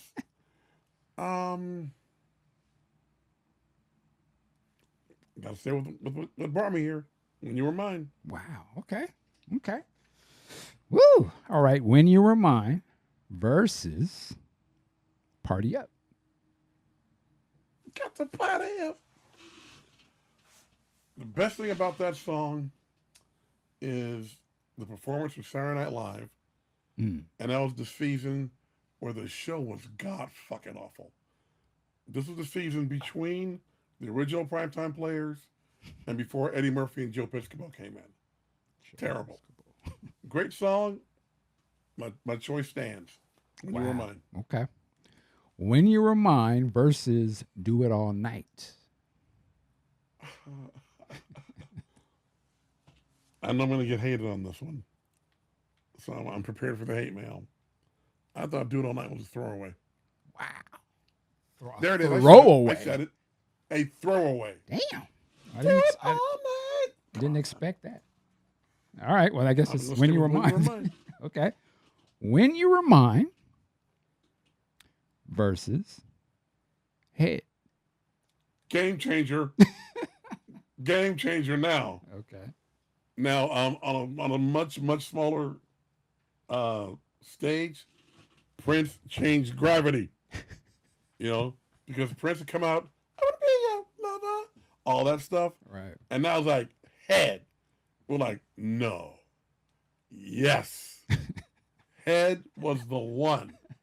Pause. Head was the one. Okay. So Head wins that. Everybody was talking about it, and nobody believed it. And they played it in the little teen clubs, and we Wow, all get each other like, ah! Oh yeah, that's crazy. Head was the one.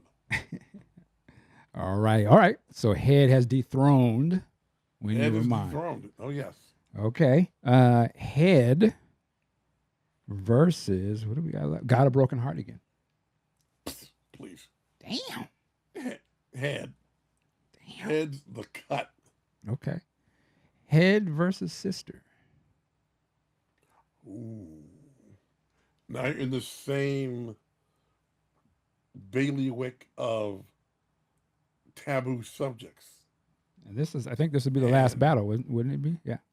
I think so. I think so. Head versus Sister, your best song off of the And record. Sister has that one line of somebody she don't wear no underwear because it's got a funny way of stopping the juice. That's a bit much. A bit. That's a bit much. Because they're supposed to be your sister. Nah, I gotta go ahead. Sister's too much. Yeah. Too much for me. So Head, I guess Head would be your top song off of this album, number one. Okay. Curious to hear y'all in the comments. Head versus Sister. You know, at this point in my life, Sister, No, I can't even get with it, man. no. I think it's a dope. I mean, sonically it's dope, but the subject matter for me is so disturbing at this point. I just can't cape for it at all. Like that's some wild stuff. It goes back to when Prince was saying, you know, I don't sing the lyrics in DMSR like he used to. I changed them. Yeah. Now talking about Sister just now. I understand it now. I understand it now. We understand what? Why you stopped singing that song? Oh. Because in 1980 you're the rude boy and you know you're making your way. Argh. No, you can't keep that up. Eventually that has to go away. Yeah, stop singing that shit. Bowie did it. Prince did it. A lot of people do it. Yeah, even back then I can't even. I when I was younger I would try to wrap my head and yeah. But no. That's no. In fact, now I'm thinking about it, did he ever do it live? Oh yeah, he was doing it live on Love Sexy. It's a part of the set, all the shows. I mean, it was dope. Don't get me wrong, but yeah, it's just he did Sister. Yeah, man. You remember when you hear, you remember. Now I got to take a look, but yeah, you're probably right. Yeah, just that song that's the only song that I can think of that I'm good. I can't again, and musically, it's fire, is dope, interesting, but it's just no way. And that's when I think he just took it too far with that one. You know, particularly the kind of person that he seems to be, like where he comes from. I get why he probably did it, but that's just that was too far. He didn't have to do that. It really didn't have to do that. I can only imagine. Yeah, I can't imagine it, especially if he has a real sister. Like that's a lot, man. And if somebody did that today, it'd be a body. Done. I don't care how popular they were. It'd be a body. That would be the line in the sand. And I would just love to see those who would cape for it. Like, okay, explain to me why that's cool. Go ahead. I'll stand over here. You got you got that. But anyway, so Head is the one. All right. That's the one. I'm not mad at that. Head. That's a wild song. It's a wild song until you get to Sister. Head takes it to the line. Sister obliterates the line. You're like, nah, let's bring it back. Yeah, that's where it's like, wait a minute. That's when Billy says something sexy but not dirty. That's what he's talking about. Because they know the audience know you can be a wild motherfucker. Nah. No, we're not doing that. We're not doing that. Yeah, man, you gotta love Prince, man. He was definitely not afraid to step out there. He'll go out there. He'll go out to the outer limits. He stepped out, and he's never I don't think there's been anything ever to that level of No, madness. He ain't that crazy. All right, man. Any other thing you want to jump into before we get up out of here? I want to say this one thing, and this probably is one of my own shortcomings back at that time. When Michael came out and was doing the Penny Loafers and all that, all the cats in the new wave bands doing the same thing. Duran Duran, Tears for Fears. Tears of It just wasn't for me, man. It just wasn't my thing. They had, was it the new romantic style? I think is what they. I hear the phrase new romantic. I think of Ultravox, and I can't remember their song. Okay, but I remember the name of that band. What was the? I remember a lot of people doing the new romantic stuff. Spandau Ballet or Spandau Ballet. What's that song name? I know this much is true. Man, that's a cold record though. And it's funny. There's some I can't think of it. I don't know if it's Chris Brown or somebody recently in the last few years has sampled that. It was kind of a nice little hit. Gotta get paid. Yeah. But yeah, man. Yeah. See, that's what I'm saying. Like when MTV, I would have never heard that song if I had not seen the video because I just didn't listen to the radio that I would listen to was, I guess you could consider a black R&B radio, and they weren't playing that. But seeing it on MTV over and over, it was a great song. And again, it was just types of bands that I wouldn't have been exposed to otherwise. Duran Duran, I would have probably never have heard that without seeing it on TV. Early MTV was really driven by a lot of British one-hit wonders. Yep. I mean, a lot of them. What, the Safety Dance? Oh, I hated that. I hated that fucking song. Safety Dance. You can dance if you want to. What's that? Dun, dun, dun, dun, dun, dun, dun. Our house dun, dun, in the middle of our street. That was my cut. me and Gracie used to jam that a couple years ago. It's just funny, man. It's a funny song. Man, this had One Step Beyond too, man. Oh yeah, I remember them. Which one is that? One Step Beyond. Okay. Oh yeah. There's Men at Work. Men at Work. The one album, two albums? I just only know. See, now we're just sitting here reminiscing. All right. Well, man, I guess we'll get up out of here. Wait. Oh, one last thing. One question. Go ahead. As far as collabs go, I remember back in 80, I was in college, so 88, 87, 88, there was a rumored collaboration with Michael and Run DMC. What happened to it? Do I remember this? I don't. They were supposed to do an anti-crack song or something like that, and it never came to fruition. Wow. And I could see them doing something like that too. Huh. I don't remember that one. I'm kind of looking it up now. God, we certainly do not. Oh, you know what? Yeah, Michael Jackson, Run DMC, Crack Kills. Is this a real song? It's a video. I don't want to click on it, but it may have been. I don't know. I definitely see. I'm just going to click on it real quick here. 1 gram of cocaine. I've never heard about this before. I don't know if this is real, but if you look it up on YouTube, there is apparently it was an actual video. But well, it's not a video of it, but it's the audio. I don't know if this is real. So interesting. Yeah, that would have been an interesting collaboration for sure. All right. Well, go listen to some Prince albums and go listen to some Michael albums. We'll leave it at that. Well, let me ask you this real quick. What are you listening to right now?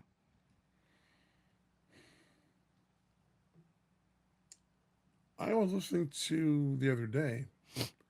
I was listening to Alexander O'Neal's first album. Oh, wow. Okay. Now, Alexander's still a pain in my ass, just for how he did at the time. But that first album was great. What was that one called? You remember that? Just self-titled. No, self-titled. Okay. This Jamie Lewis, right? Jam Lewis and Money. Oh yeah. Yeah, man. Okay. Okay. I'm listening to, kind of, since I listened to that Teddy Riley book, I'm sort of fell into the Teddy stuff for a little bit. So I've been listening to Guy, some of Bobby. There's a great Teddy Riley, the producers playlist on Apple Music. It's got a lot of his stuff in there. So I've been kind of listening, going through some of that again. Yeah, so I'm on my Teddy kick right now. Just kind of remembering all these songs I used to listen to, like the group Today. I used to listen to them heavy. High Five. The Kissing Game. That was it? I love that, man. That was Teddy? Yes. Yeah. And you can, Yeah, I didn't know that. I could tell back then, if you really listen to it, it's obviously, he has a very distinct style when he does his vocals, the background vocals. And also, and you can, I've said this before, you can hear a lot of his stuff is based off of boom, boom, dunk, dunk, dunk, dunk, boom, boom, dunk. Was it Casey and the Sunshine Band or something? It's that song, boom, boom, dunk, dunk, dunk, dunk, dunk, dunk, dunk, dunk, dunk. Something together, boom, boom, boom, baby, you have. I can't sing it right, but there's another artist who had that same song too. I don't know the whole history behind that.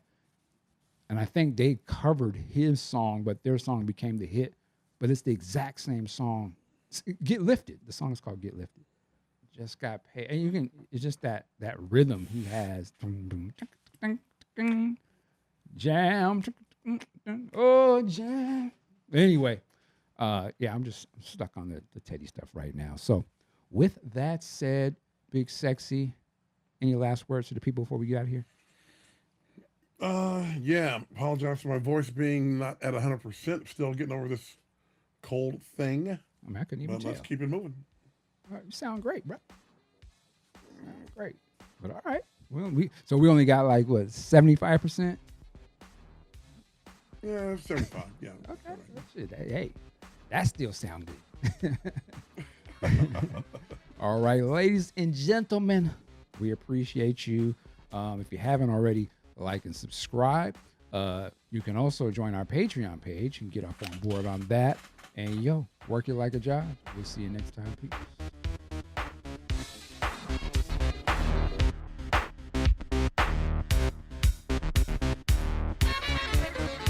Then I say